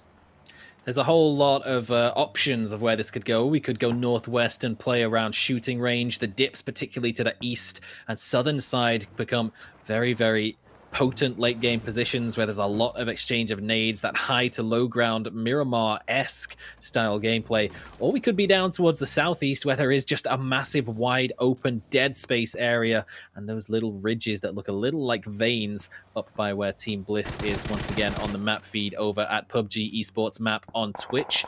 Definitely keep your eye to see where exactly we will be heading later on. Of course, Unicorn Phoenix and Day Trade both taking solid positions within the zone, so both, you know, hoping that the zone will go in their favor, hoping to break the deadlock of alternating victories, or for Unicorn Phoenix, hoping to continue it on as they were looking to get their fourth win of the tournament so far. Just got to keep racking them up at the end of the day. Look, if you're in a position where you're able to consistently win, then do it. It doesn't matter how you do it, just do it.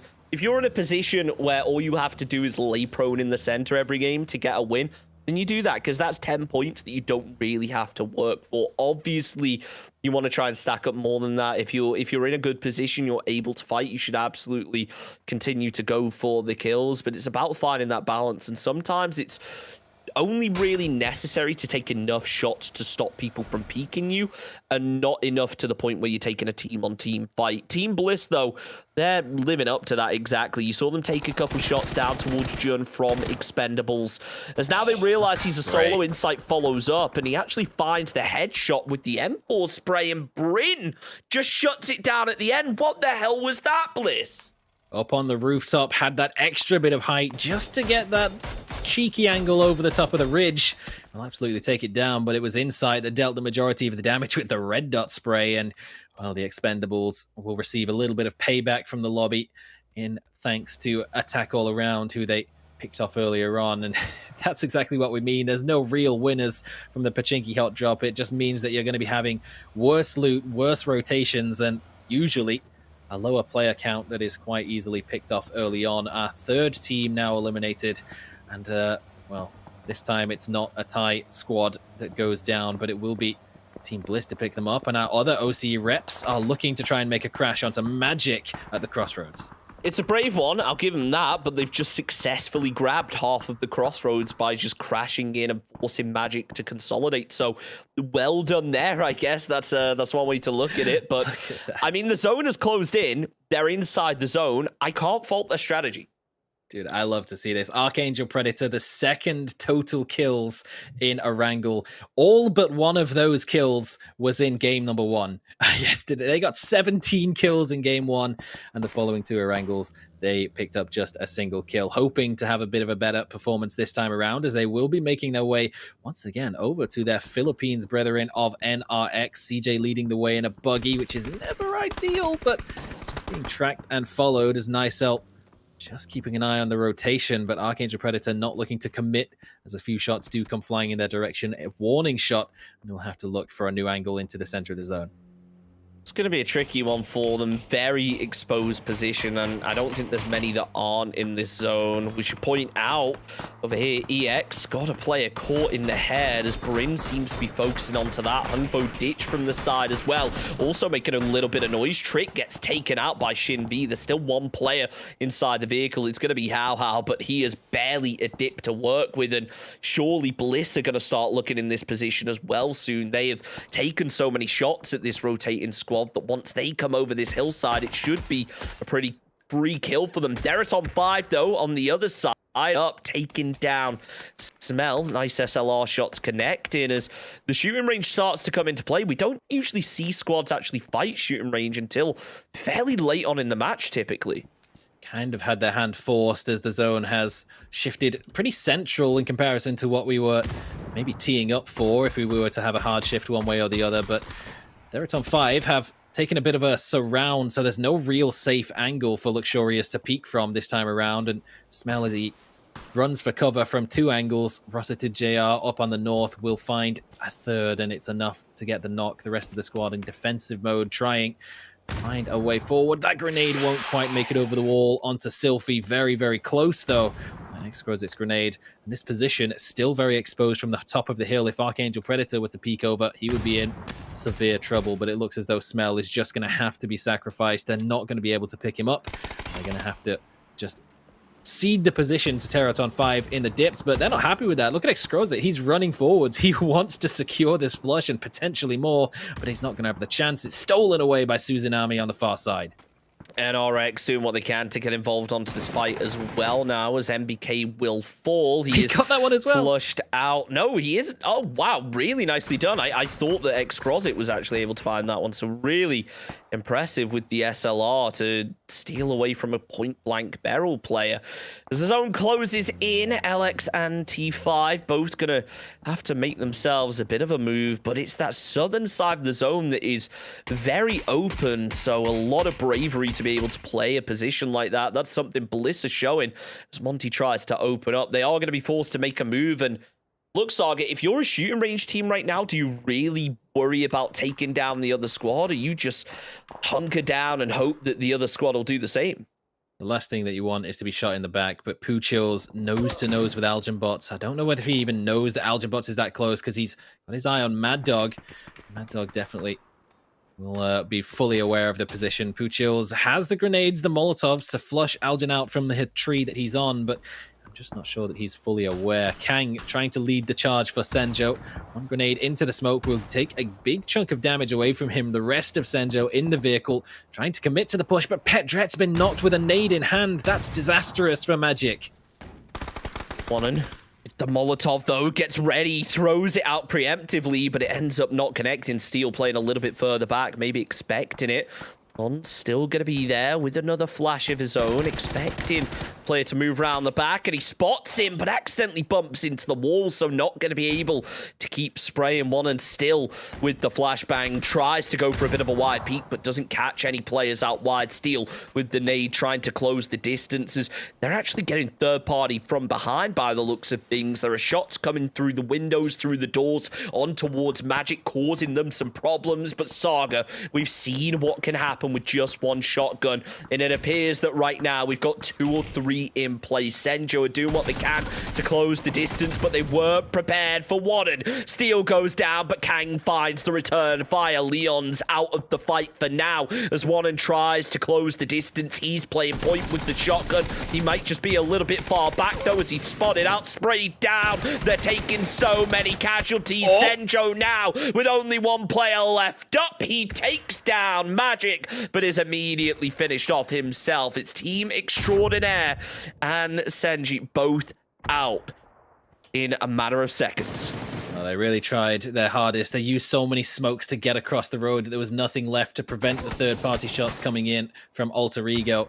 There has been a knock to come through from Extraordinaire, and it has actually resulted in a death for Unicorn Phoenix before they went down, but a big battle between Archangel Predator and Daytrade, hoping, if you are a Unicorn Phoenix fan, to see Daytrade come off the worst for wear, but Flash is just too clean with the shots. Puchil's answered back by Mad Dog, but Flash will absolutely demolish him before Zest can get the re-knock from a long distance away, all the way on the far side of zone. Hard shots to hit, but not enough to dissuade Flash from once again picking up more and more kills. 121 points. It's a 20-point gap at the top now for Daytrade.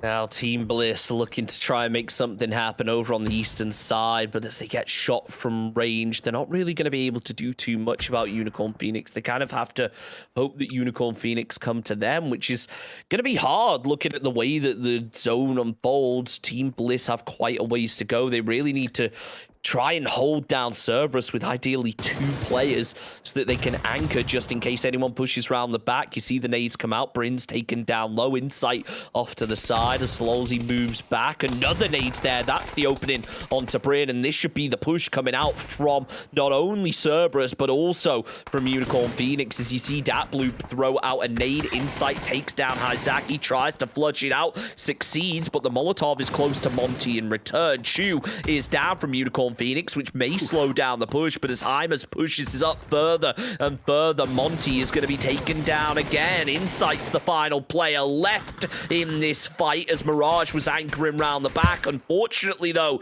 that's going to be the end of him. Team Bliss out in 9th as now everyone wants to focus onto this position. Cerberus, Unicorn Phoenix, both big targets painted on their backs. And Cerberus, well, that became much more of a straight-up brawl between themselves and Team Bliss, who once again fall just outside of placement points. Unicorn Phoenix was looking for a third party, but the push up from the shelter, the bunker from Alter Ego, really forced their hand and made them stick back in a more defensive spot. But now Cerberus putting shots in over the top. Chu was extremely close to going down, but managed to get away from the encroaching blue zone just in time. But not away from Teddy with the AUG, with 2 knocks onto Unicorn Phoenix. Could this be the final knock that breaks the pattern? It will be. It's Teddy with the AUG. He's got all 3, and he's denied us the continuation of alternating wins between Daytrade and Unicorn Phoenix, which is fantastic news for the Thai absolute dominant team. Cerberus out in 6th as now Daytrade try to make even more magic happen from above. They've got the high ground, but the zone is going away from them. They have to work down what is in reality a very open hillside, and BN United starting to learn that as Clarice finds himself a bit of damage, but also gets it traded back. Teddy back up and into going for the revive, and this could be the opportunity. Clarice knows where to throw the nade. Is it Cook? Does it bounce right? A little bit far this time, but it looks like Clarice going to be happily rewarded with another knock in return. Simon wrapping around on the low ground. Clarice very close to being taken down by Teddy, but not quite. Teddy, that spray's insane. One more shot onto Simon would have done it. Even getting the better of the DMR battle. Still an untouched level 3 helmet as well, but Clarice nearby. It's actually Belmoth once again with the knock onto Valancha, and that's just going to leave Alter Ego very, very slim on the numbers. But Clarice down one more time. It's Simon who will pick up the pieces. But on 5 now starting to make a move. Exquisite caught out in the open. Day trade, they're not going to do it again, surely.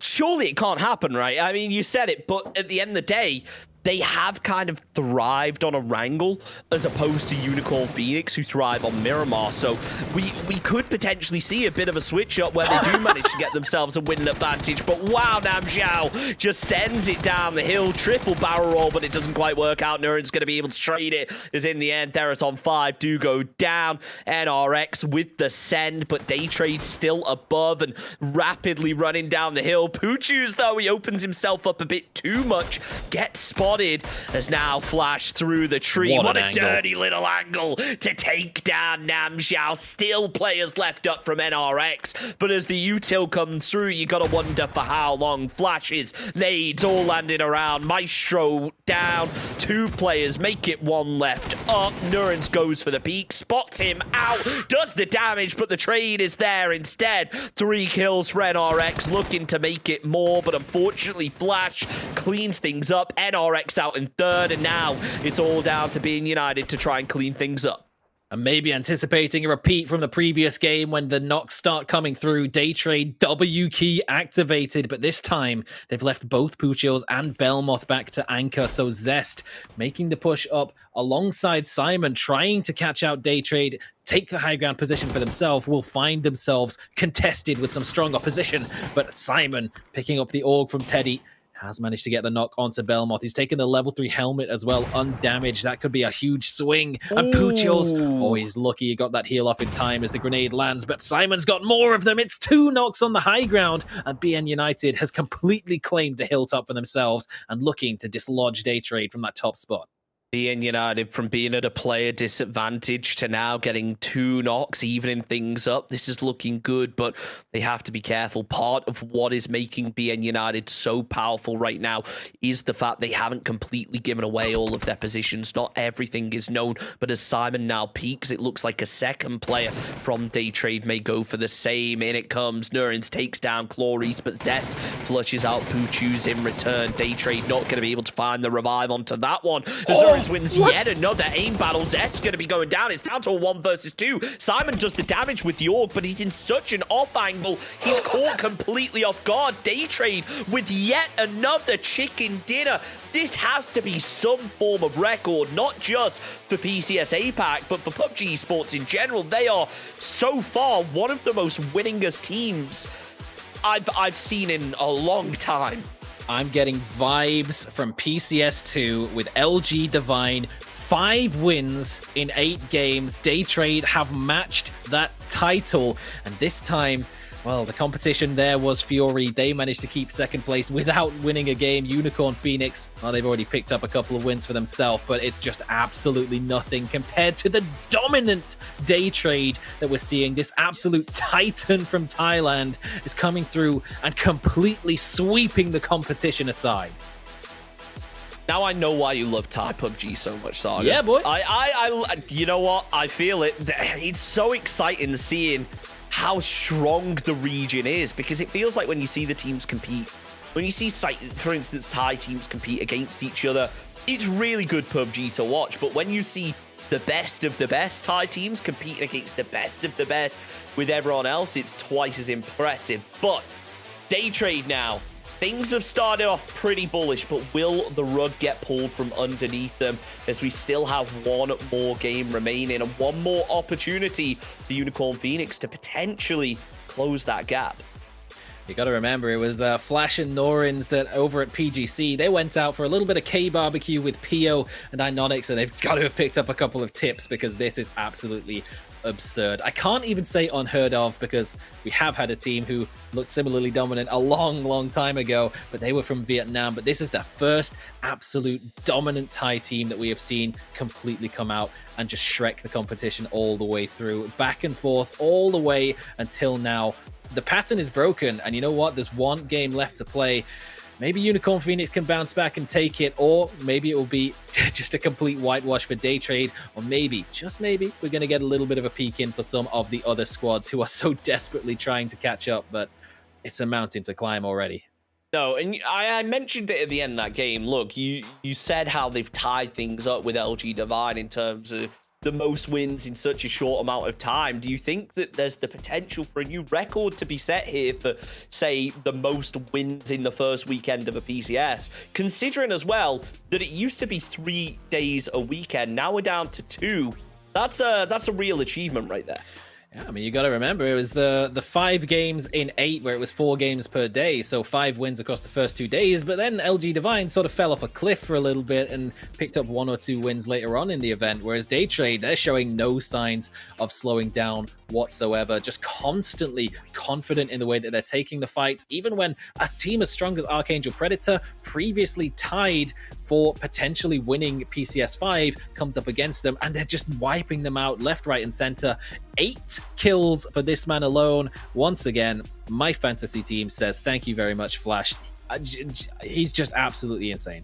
I'm so annoyed I forgot to do my fantasy team, but I know that next week I'll be copying yours. Anyway, Day Trade, 26 points from that one match. BN United with 12. Not quite as impressive, but when you get a squad like that sponging up so many, what else are you meant to do? Well, I mean, 12 points for Baonam United it's nothing to be sniffed at. Absolutely, they will take every single one of those points they can get. Being down towards the sort of mid-table at the very least, those few additional points that you're able to pick up can get you a large jump in the standings. I mean, that game alone moved them up 4 places from 12th up as far as 8th just off that one game, but they are only a single point ahead of Extraordinaire and Attack All Around. All is said and done. Teraton 5 again with another consistent performance, making it into the top 3, so keeping themselves within the reach of that top 2 spot at the very least. I mean, Day Trade have doubled the points of top 3 right now, so it's a long shot. It's going to be a long road if they're wanting to contest for first place, but definitely top 2 is very much doable. They got themselves a little bit of a gap over 4th place of Cerberus as well. Absolutely. Really impressive from Day Trade to get themselves another chicken dinner. They have one more match remaining this evening. Last opportunity to get it before obviously going in tomorrow, where I'm sure they're going to sponge out a couple more. But before that, we are going to take a very short break. So we're going to be back in just a couple minutes with our final match of the evening.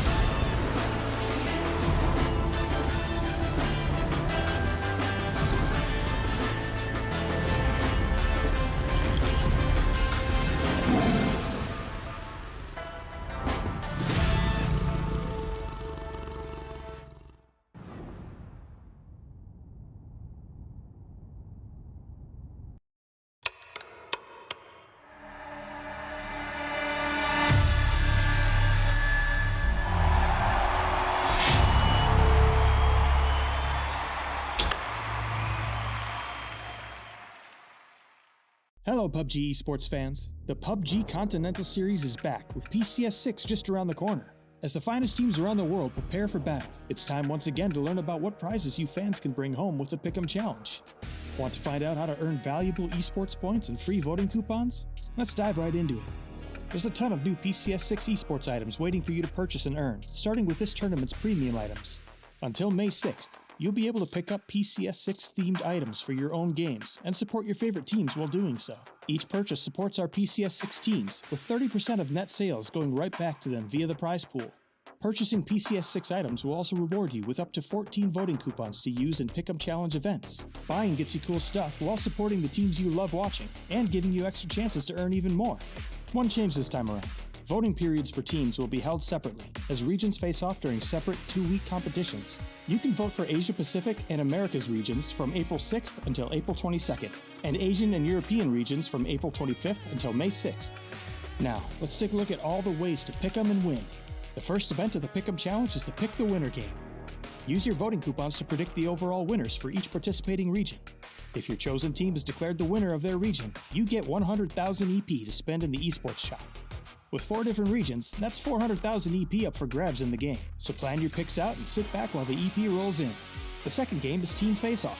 In Team Face-Off, you can earn EP without needing a coupon, simply by picking the winner between 2 rival teams. Like before, EP prizes will be weighted depending on how many votes a team has gotten, so playing it safe for a smaller prize or risking your vote for a higher payout are both valid options. Prizes range from 400 to 7,600 EP, so choose your team and cheer them on. There are also ways for you to earn a free voting coupon and bonus EP. First, tune into PCS6 live streams for a special code that pops up during the games. Redeeming the code fast enough will grant you another free voting coupon.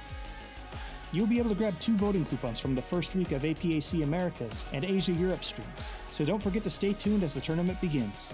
For even more EP, make sure your Crafton account is connected to Twitch. You'll earn EP through drops by watching official tournament broadcasts. You can also play the Pick and Go game on official PUBG Twitch channels. Pick and Go puts you up against randomly selected players to each choose the 9 teams you think will perform best in the next match. Enter your picks and watch your score grow as the match goes on. If your points beat out the other teams, you'll earn some EP. A new Pick and Go game starts each match, so play often and win more. To check out the teams and cast your votes, pop into the PCS6 Esports tab by clicking the PCS logo in the menu. Here you'll find info on the tournament.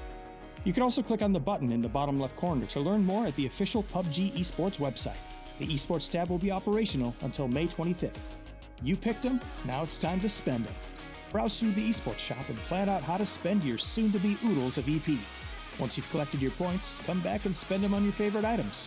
The shop will only be open until May 25th, and any leftover EP will be lost after the store closes, so make sure to use it all. The first global event of 2022 is almost here. Which squads will claim victory for their region? Find out when PUBG Continental Series 6 begins on April 15th. Pick your teams, cast your vote, and tune in for all the great PUBG esports action.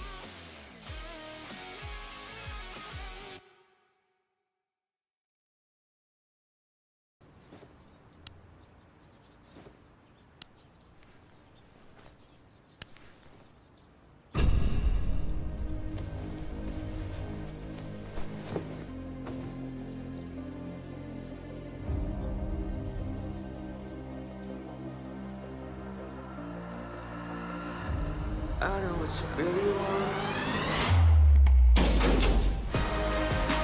Turn it up and do or die. Maybe we're in paradise. I'm feeling like a hero.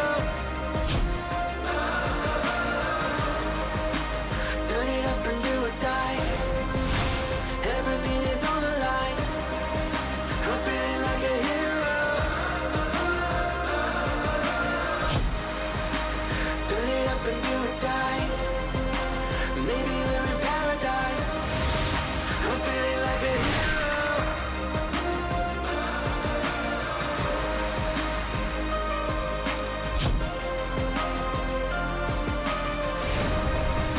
I'm feeling like a hero. I'm feeling like a hero.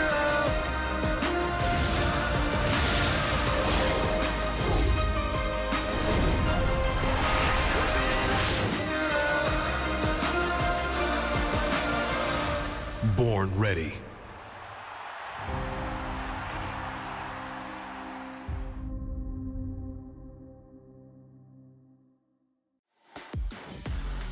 Welcome back, everybody, to PCS6. One game remains here for the day, but still quite a ways to go in the grand scheme of things, Saga. Looking over at the leaderboards, I know not everyone can see them just yet, but Daytrade currently have a 40-point lead over Unicorn Phoenix. There they are. And what a way to do it. So many chicken dinners. They're on track for some kind of record.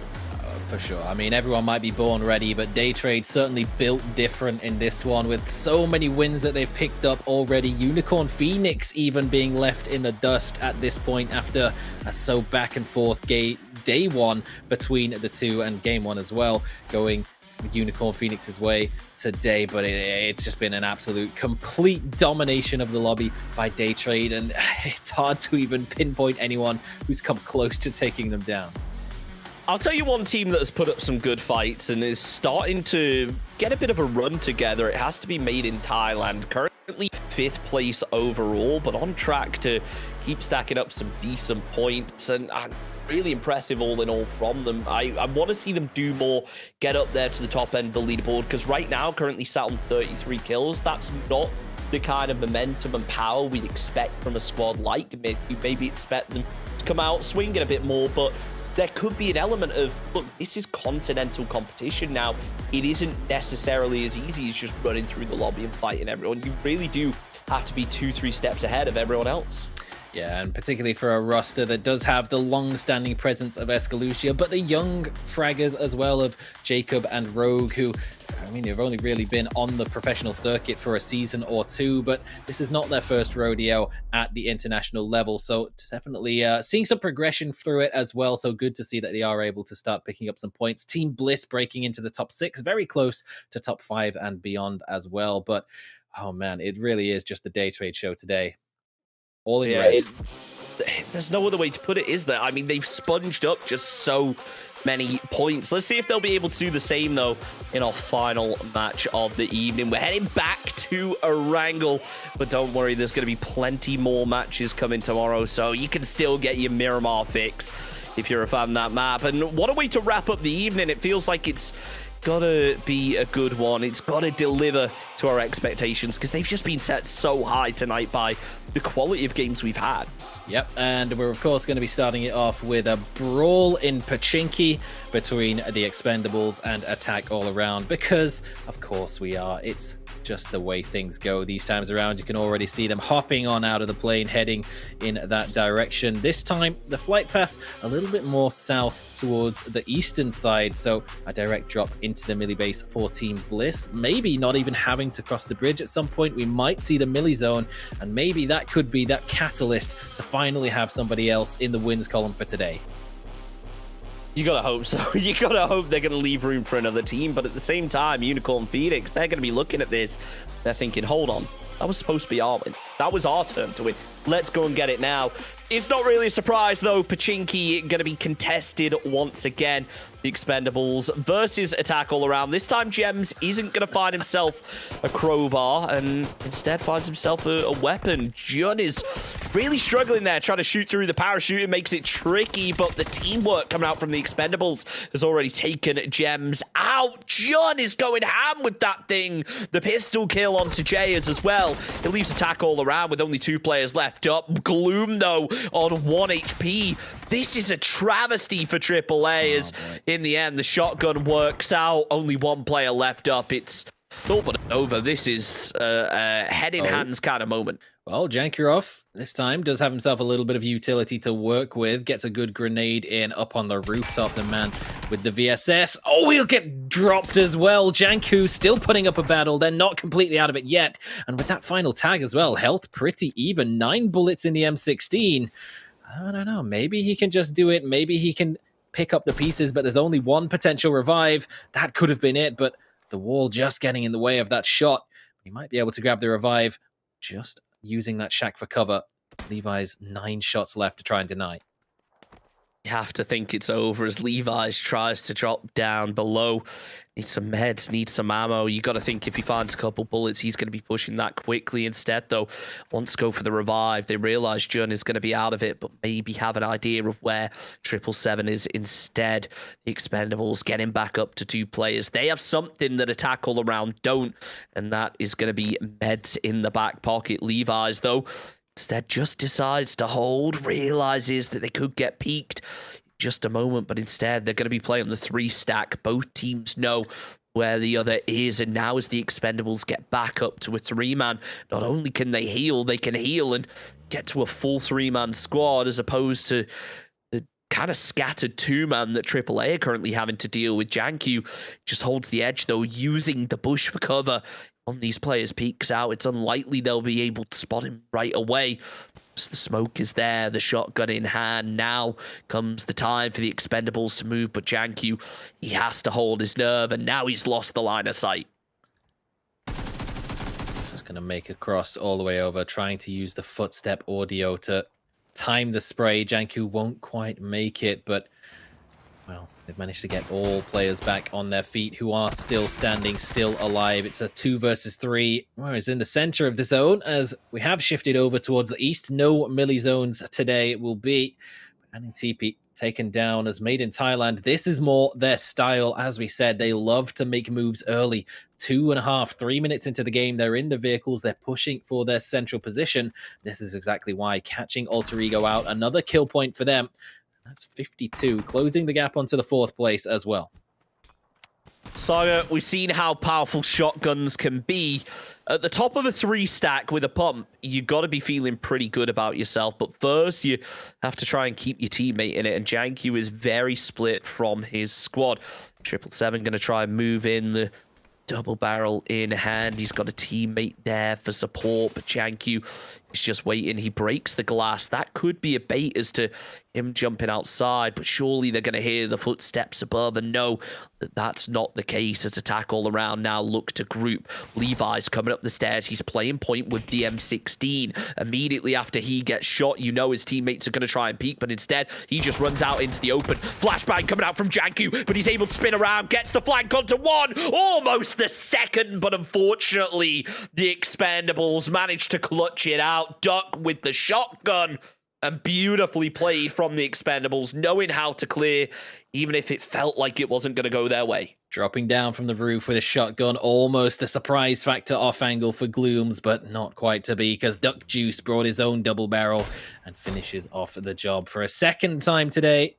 Attack All Around will be limping their way back to lobby. That's their game done. A lot of work to do for Coach Lombardi with getting them set and prepared for tomorrow's games. And I would not at all be surprised if the Expendables were able to overtake them in the standings. Only 2 points separating them for now after the 4 kill points picked up. And that would just be insult to injury for Attack All Around, being knocked out of the top 8. As we have, of course, I think this was the previous match, the previous replay. We're getting the crowbar replay. Let's go. Here we go. I think he must have dropped off the roof to take damage. He did. So he took 18 damage and just on the way down, smack out of them to the back with the crowbar. Levi's this time around, things going a little bit better for him as he makes it out alive. That's not the way you want things to go in the hot drop for Attack All Around, as it felt like they came out on top the last time. You maybe expect them to be able to do it again, but unfortunately that's not the case. And you look at just how close the points are between those 2 squads, and you wonder why one team hasn't moved away. There's 2 points in it right now. It just doesn't make sense to me, but it's APAC, isn't it? There's always going to be a bit of a grudge between teams, it feels like. There's a sense of pride in this region where if you hot drop a team, you both keep going and neither of you back off until the very, very end. So I kind of like the competitiveness, but now as Unicorn Phoenix here on the ridge going to try and work their way through. I mean, only up against 2 players really in this fight. I don't think they have to be too concerned as long as they can slow it down and not allow the squad to get full 3 men up. No, they move over to the compound. Pretty safe. Not much to say about it. It seems that things will slow down after our first few minutes. BN are still lurking around nearby, but Hungbo Ditch has them very much kept to tabs. That ammo count is already looking a bit slim, though, so might want to grab a bit more as, well, evidence of rotations in more centers than one as Team Bliss make their way past a flipped Murado. They have successfully got over the bridge in all but looks like Insight still lurking back on the bridge as Daytrade make their move in between. Rest of Team Bliss just holding an anchoring position makes it a bit more difficult for him to make the same move across that same beach and to regroup up with the squad for phase 2. Bliss just holding down to the south right now. I can't see them trying to get much more aggressive than this, but right as I say that, they are going to send 2 players out of the compound and up the hill instead. Archangel Predator have kind of been the opposite story. They have been taking so many fights, it feels like, but it feels like they're just not coming out on top of the majority of them. They're able to get themselves a kill or 2 out of each fight that they take, but keeping 4 players strong feels like it's been a bit of a weakness for them. I'm not sure how you can change that for AAP, whether you need to fundamentally change the approach to the game from maybe a more aggressive to a more passive one, but it's not an easy task ahead of AAP right now. Definitely a bit of a rough one. They had a 4v4 last game, but it was unfortunately up against Daytrade, who's just on an absolute tear. So maybe now that they're on the complete opposite side of the zone, they'll have a bit more of a chance to get some points this time around. It's Team Bliss who's potentially next on the firing line. It looks like Insight was making his way back south over the bridge, maybe thinking about looking for a boat, not wanting to get caught out on rotation as he does go past the 2 of Daytrade that are holding on to the southwest of Milta, but it looks as though that they have given up a little bit of control over that position and gone to take more of a central spot and just creep their way, gain more control over this western edge of zone where you've still got the Expendables out in the blue zone yet to make an appearance. Every other team already nestled firmly within the confines of the zone as far as Milta Power, where Cerberus and Magic are just lurking up on the cliffs above. It's very rare that you refer to Milta as a western area of the zone, but that's absolutely right, especially when this zone does fully consolidate. We're going to see where it ends up shifting. I mean, worst case scenario for a team like Bliss is that it ends up going up to the north or something. They have to make a massive rotation through. It's going to be tricky, but we'll find out soon enough as they post up on the hillside. I think they're pretty settled with one of those mini Milta Power kind of zones rather than having to make a major rotation up to the north, but we will see. As never mind, worst case scenario has just been unlocked for Bliss. They are going to have to head up to Lipovka potentially, because, I mean, where else can this circle go when we get to phase 4? You have to think Mansion Lipovka area is probably the most likely scenario. Yeah, maybe that's what Archangel Predator needed as one of the 2 teams closest to those priority positions, the compound up on the high ground, the other, of course, being Teraton 5, we've just spotted in Lipovka itself, and opting not to make a move out. So Archangel Predator will claim the high ground compound just to the eastern side of Mansion all to themselves. And NRX, it sucks a little bit. They had a very wide spread with a lot of control around the northern side of Milta. All now becomes irrelevant as it's just full send rotations. Cerberus making them move out of Milta Power under a lot of duress and fire from Magic, but nothing too much landing other than a shot in the back from Senjo. This is going to become an absolute bloodbath around this area. Everyone realizes that Lipovka and Prison Hill are pretty likely areas to end up being in place, so everyone is scrambling in the hopes they've not already been taken. Little do they know what we know, and that they are all preoccupied now, in real trouble for NRX. Zest only needed to land 1 bullet. They're going to be thankful he didn't that time around. Phase 2 does get ready to start making a move, and Cerberus just resigned to play in the beach by the looks of things. This is not what you'd expect from a squad like this. As the pull-up comes through, Teddy is there to finish off the job. And now just everyone swinging past each other, taking every shot they can. 1, 2, 3, 4 goes down. Cerberus trying their best to salvage it, but it's so tricky, Saga. A little disappointed we've not had any squad wipes with a single grenade this time around. Haisaki had a couple in the back pocket as he was pulled up on by Alter Ego, but didn't get the chance to pull any of them out this time around, so he will be hitting the deck and going down, and it's going to be a contribution from all angles as Magic get another knock, and Teraton 5 with 2 themselves, and Cerberus just completely eviscerated and removed from the lobby. The door is wide open for Made in Thailand to sweep into the top 4 by the end of today, with just a few points required. He's looking up over the top. You can tell he knows BN United's position and he's ready to make something out of it, but he just hasn't found the opening he's looking for. And, well, he can only really play that road. There isn't much cover in terms of ridges outside of it, so he's having to stick to it, and he's limited on where he can peek from. The Expendables, however, all the way out on the west, look to try and make a bit of a vehicle rotation in, but they are going to have to be cautious because Daytrade now starting to rotate down to the south as well. It looked like they wanted to go for Bunnings, but instead, as it's not in the zone, they're hopping in the vehicles. They're making themselves a bit of a move as Magic now also going for Cerberus's old position.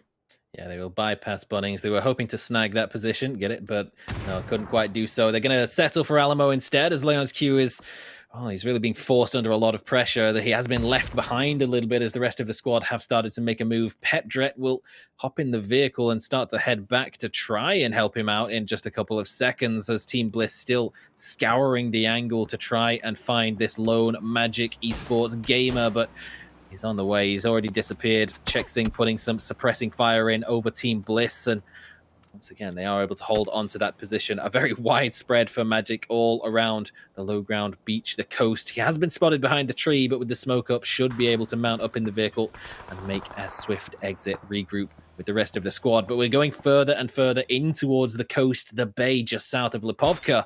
And Daytrade are finally taking an early L. Zest with some long-range shots tries to at least slow down the force of Daytrade, even if not all out stop it. There it is, Belmoth doing exactly what we'd expect, getting the trade, and now Nern's there for the res. I mean, it'll be impressive if BN United can clean up this kill, but honestly, their kind of priority right now is probably just backing away from this. Now you know that your teammate's dead, just back away. You've seen what Daytrade can do. You don't want to challenge that if you don't have to. It's another disappointing one for BN United. Again, one of the teams that is within that whole section of several teams from 6th down to 11th, all within 7 or 8 points of each other, that desperately need to separate themselves from the pack. Of course, we've seen how quickly the prize pool can drop off, so every extra point that you can get matters a whole lot. As already you can see, NRX, with just the one kill that they've picked up, have overtaken Team Bliss on the kills tiebreaker, but with the additional man advantage, Team Bliss have a chance to reclaim that for themselves, I'm sure, with one final game to go. Senjo looking to make a move in. This could be a big fight between themselves and Made in Thailand for their chances of breaking into the top 4, overtaking Cerberus. Tanawat on an off angle. He's landing a good few tags in, but tracking not quite completely on point, and Senjo will get past with little more than just a bit more damage. Senjo now just going to be barreling down the hill, but look, they've taken a little bit of damage already. They're limited on positions and now just crashing into the crates. It feels like a bit of a desperation play from them, which unfortunately is maybe not the first time we've seen it. Daytrade, though, gonna go for the spray, and just like nothing, NRX are eliminated. Wow, what a quick end to NRX's evening. That was almost as fast as the Haisaki squad wipe on Senjo yesterday, except this time it was bullets rather than frag grenades. But NRX, they tried to make a play for the dip. It was not free, and Daytrade were not willing to give it up whatsoever, just absolutely shredding them. They're so on fire today. Zone, 20 seconds left on it as BN United get ready to defend yet again. The nade comes out from Clarice as it doesn't appear to land. Daytrade may decide to back off of this one, but Nurins is there.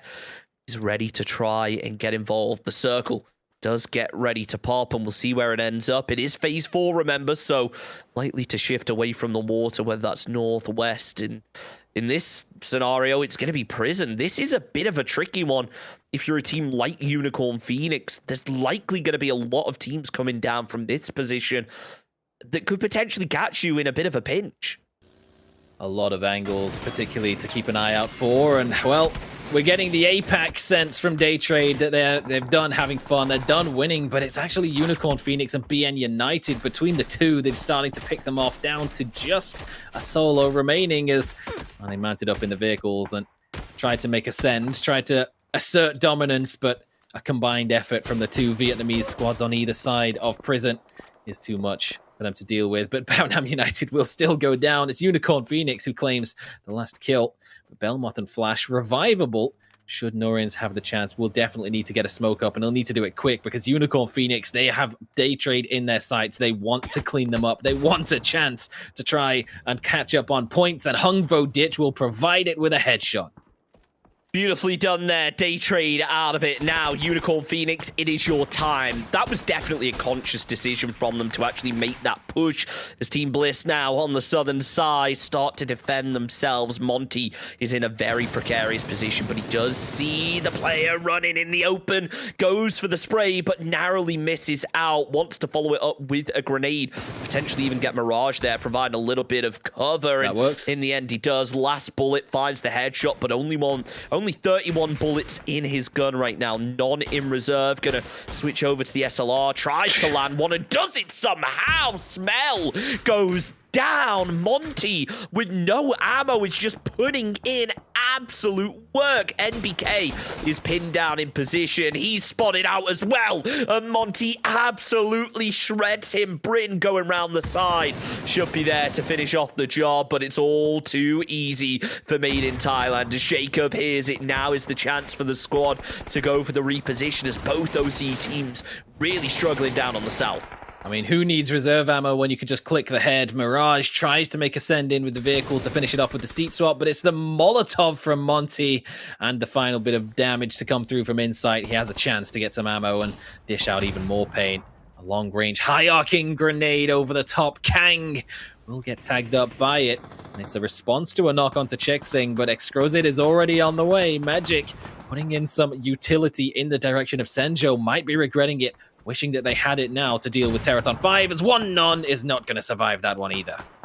Beautifully placed frag grenades coming out here from Teraton 5. The teamwork coming out from the players up to the north, actually calling out the info. But now, as Magic start to get involved, they can finally return themselves a little bit of fire. They've got a bit of respite, but for how long? Circle centers up as Bliss continue to take casualties down on the southern side. It's only Monty left up. Now comes yet another nade, though, and that one looks promising. T5 in some real trouble as they get third party from behind. They do lose a player, but it's Magic with only a solo left up. They can try and get the revive, but it isn't looking promising. But as of now, Exquisite can't actually find an opening into this one. There's just too many smokes. Patton Pong was caught out on the far northern side, stuck in the middle of a bunch of alter ego players. But actually, the Expendables creeping their way up from the north behind. So, I mean, they're very, very close to overtaking AAA. Just a placement point or a kill would be enough to tie the score. And they're still 3 strong, and coming in on one of the least contested sides of zone. Only Teddy ahead of them as everyone else pushing down to the south. It's an absolute brawl down on the southern edge of this zone. Monty caught in the middle of all of it with Senjo on one side, Escalucia on the other. And it will be Jacob who actually picks up the kill point just alongside Escalucia from the hilltop. So just missing out on placement points again for Team Bliss, but Senjo will not be too far behind them, it seems. This is rough for Senjo. The nades just coming in all around. Steel is the last player up, but you got to think not for long. Can he maybe salvage himself a placement point? We'll see as Jik start to get involved down on the south. You can see that Predret has a read on where the player is going to be, but hasn't been able to spot him just yet. The nade comes out, Longs goes down. This puts T5 in a bit of an advantage, but they're still taking a lot of damage here. Ranger manages to make it happen, but not in time, as Steel goes out narrowly before it's Magic who salvage themselves that one placement point. But now Theraton 5 need to start working their way through, and Unicorn Phoenix, they're looking to do the same onto Made in Thailand. I mean, one of the things that you've got to just point out, one of the few teams to still have 4 players standing and the high ground. Who else but Unicorn Phoenix? Because, of course, day trade is out, so we have to go back to the old ways. And, that's a disgusting spray. It's Jacob who gets the knock onto Ranger X. Escalucia will clean up the point. The Teraton 5, well, they still have a solid 20-plus point lead above Myth in favor of 3rd place, but Myth now overtaking Cerberus, taking the most of the opportunity and have a bit of a chance to get themselves a gap as well. Unicorn Phoenix have kind of settled down over on this hillside as Archangel Predator start to pose a bit of a threat. It seems like Unicorn Phoenix are aware of the squad as they now start trading shots, but they're not overly concerned as of yet. They probably will need to make a move, though. Both teams out on the very edge of zone as Alter Ego, with one solo left up, start to get pushed by the Expendables. The zone shifts away, so now Archangel Predator, Unicorn Phoenix, quite a ways to go. This could cause some real problems. Well, Unicorn Phoenix will take the first knock in the engagement. Archangel Predator, remember, can't underestimate them. They've been in every single PCS other than PCS1, where there was 3 slots for OCE and only 1 for the rest of SEA as a whole. So definitely a long-standing roster and definitely capable of winning the fights against some of the best teams in the lobby. The opening knock on Chu will give them a chance to push forward, but Shinvi lurking. If he goes unnoticed, this could be huge. It absolutely is. The side angle takes down Arjun Bots. He looks to follow up with the second. It's CJ, though, and unfortunately the spray just isn't quite close enough. Shin V goes down. It's still CJ as the solo. He needs to try and clutch this one. As the nade comes over the top, it could cause some serious problems, but both teams now appearing to go for the revive. Shin V is flush. That's going to deny the info from Unicorn Phoenix. More nades come through, and you've got to think at this point it's just a matter of time. Hungvo Ditch, though, goes out wide, goes down. Chu tries to get the trade, does some damage. CJ, though, still making a final stand. Flashbang is there, but unfortunately, it's just not enough. Archangel Predator go down in 6th. Saga, it keeps Unicorn Phoenix in with 7 kills, but and they really get that chicken dinner with only 3 players, and none of which being inside zone. There was a massive commitment for them to try and clean up that fight. They threw so many grenades, but they all went too far up over the top.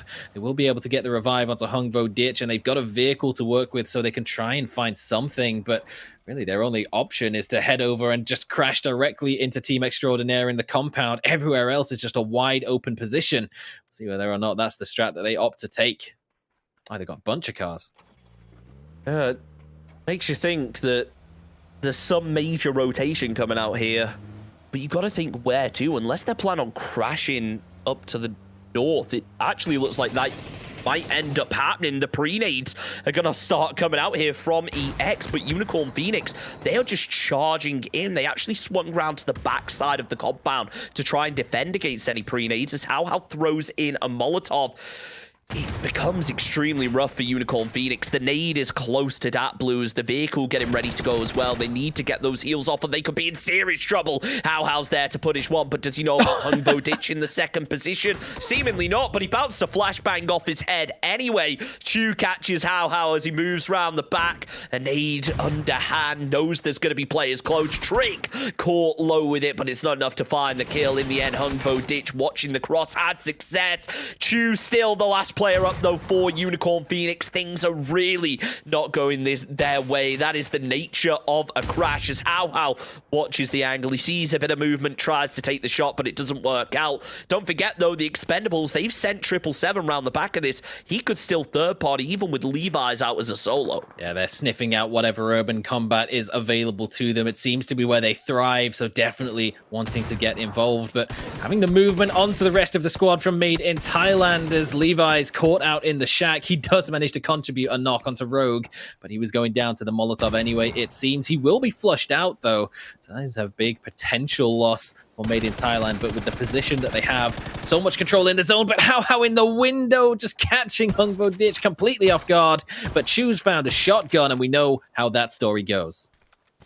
We've seen enough shotgun plays today to know how this ends. Chu wins the game, exactly. No other way to put it. Anyway, Unicorn Phoenix, Chu hanging out the side. Still needs to try and deal with this player down below, and whichever one does it makes it into the top 4. Beautifully done, Extraordinaire out in 5th. The downside for Unicorn Phoenix is while they've got themselves 10 kills, they've also lost 3 of their players, so the shotgun might be strong, but I'm not sure how impressive it'll really be at this range. Made in Thailand with a 3-man, you have to think things are favoring them right now, but 777 out as an off angle.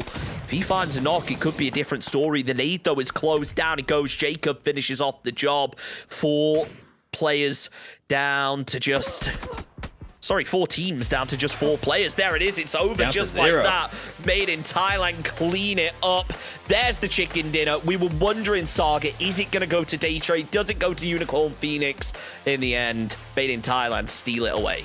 Well, it's a big, big win for them to find in their opportunity to try and steal away that top 4 position from Cerberus. Very much solidified now at the end of day number 2. And Teraton 5, their main competition for the top 3 as well. So very Thailand heavy this time around. Unicorn Phoenix being the sole out-of-region team win the top 4, but Made in Thailand, they had full dominance over that final zone with the positioning that they had. And Coach Sid, he's got him in the background, very, very happy to see his team finally get on the board. The young gunners coming together with that veteran roster that has been around for so long, since Charity Showdown PGI 2018, and now finding success once again on the international stage. And that win's got to bump them up a decent amount. They had 51 points coming into this match, sat in 5th place. We kind of touched on them a little bit. The team ahead of them has 58 points, then ahead of that is 73. So I'm not sure whether they've been able to make that full jump, but at the same time, being able to hop a spot on the leaderboard past Cerberus is going to be a really good boost of confidence going into the games tomorrow. We've got to bear in mind the team ahead of Cerberus at that point was Theraton 5, who managed to make it to 2nd place. It's extremely unlikely that Myth have managed to overtake both, but solidly within the top 4 nonetheless. And it's still a big win to pick up because, again, momentum plays so heavily into this game. It's hard to deny that Day Trade had the momentum, and I think maybe they were just feeling themselves a little too much in this game after going for that full send crash onto BN and Unicorn Phoenix. A step too far, humbling perhaps, but I mean, you can't shout at them too much. Coach Chak has to be happy with what he's seen from the boys in red of Day Trade this time around today, with an absolutely dominant performance all throughout. And still, even when they're not picking up the wins in the final game of the day, Made in Thailand still doing their region proud. Really, really impressive. I can't wait to see the overall stand and see how we're wrapping up today, because what an amazing set of games we've actually had to be able to reach this point in the evening where it looked like 2 squads are really going to step away with it. But the final match is where Made in Thailand make the comeback. For anyone wondering, by the way, we're not done giving out codes. There's a voting coupon down below, so make sure you enter that into the game and maybe even pick Made in Thailand if you're a massive fan. See if you can get yourself some free skins out of it. Well, you could pick Made in Thailand, or you could try and win. There's a pretty obvious choice. Ooh, A lot of these are going to be going in. I'm not talking. Hey, there's no bias here. I'm just purely talking statistics, although there is a lot of bias, because Day Trade, man. If you're not voting for Day Trade, maybe Unicorn Phoenix, and if you're out of those two, give someone else the code, someone who's not going to waste it, because of the way things are going, this is a 2-horse race, and certainly one of those horses has got a big lead today. Day Trade have been absolutely ridiculous. The bear in there as well in the logo. Ferocious team so far today, and I love to see it as well. Another team that does have some veterans, but those young players as well. Belmoth, a new addition from the roster recently as well, coming. He actually used to be on the Day Trade roster back in PGIS. He was a sub on the roster, moved to Sharper Esports, and back onto the main lineup of Day Trade, and I love to see it all coming together. Finally, Day Trade is hitting that peak that we know they've always been capable of, had the potential, but never quite showed it on the international stage.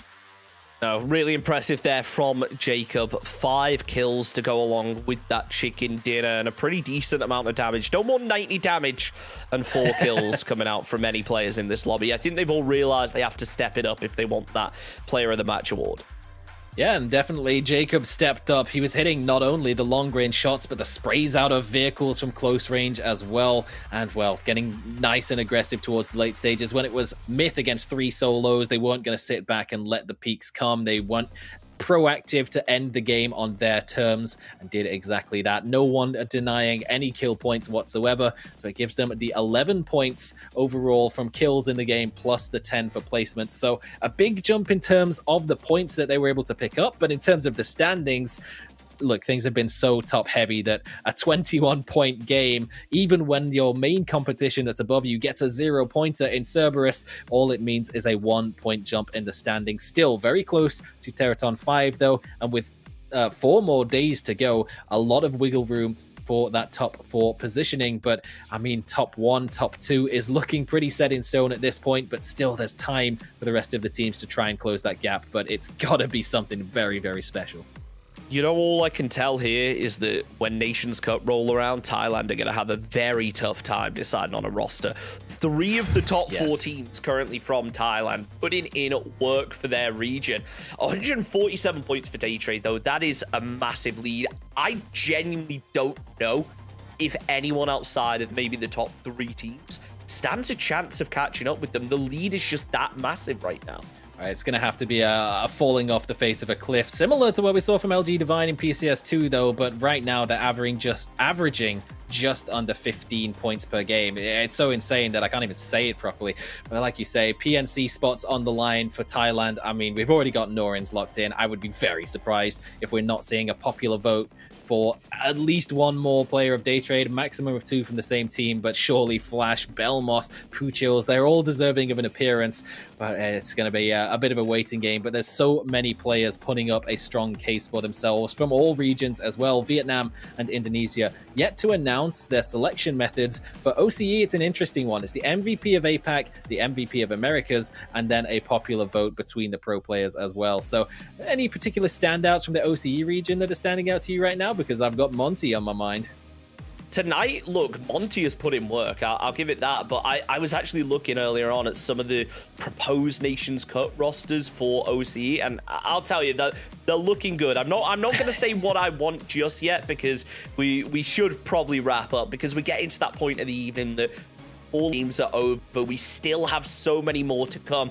Same time, same place tomorrow. It will be Saga. It will not be Saga, sorry. It will be Elfish and Xenox bringing you that one. We're going to be back this time next week. So thank you everyone for watching. Hope to see you again soon, and see you next time. I'm like a dog, I do the muscle, get off of my leash, yeah. I am a beast, looking for something to eat, yeah. I cannot be defeated, I can take off, I don't need a reason. Anyone that see me sweating, bleeding, I'm about to take off, yeah believe it, yeah believe it. I cannot be stopped, no, no. I cannot be stopped, no, no. I cannot be stopped, no, no. I cannot be stopped, no, no.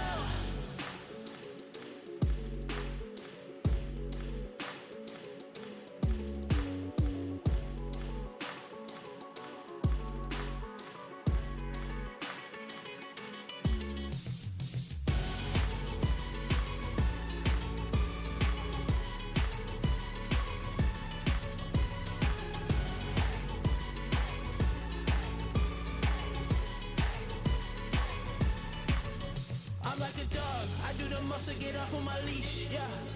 I am a beast, looking for something to eat, yeah.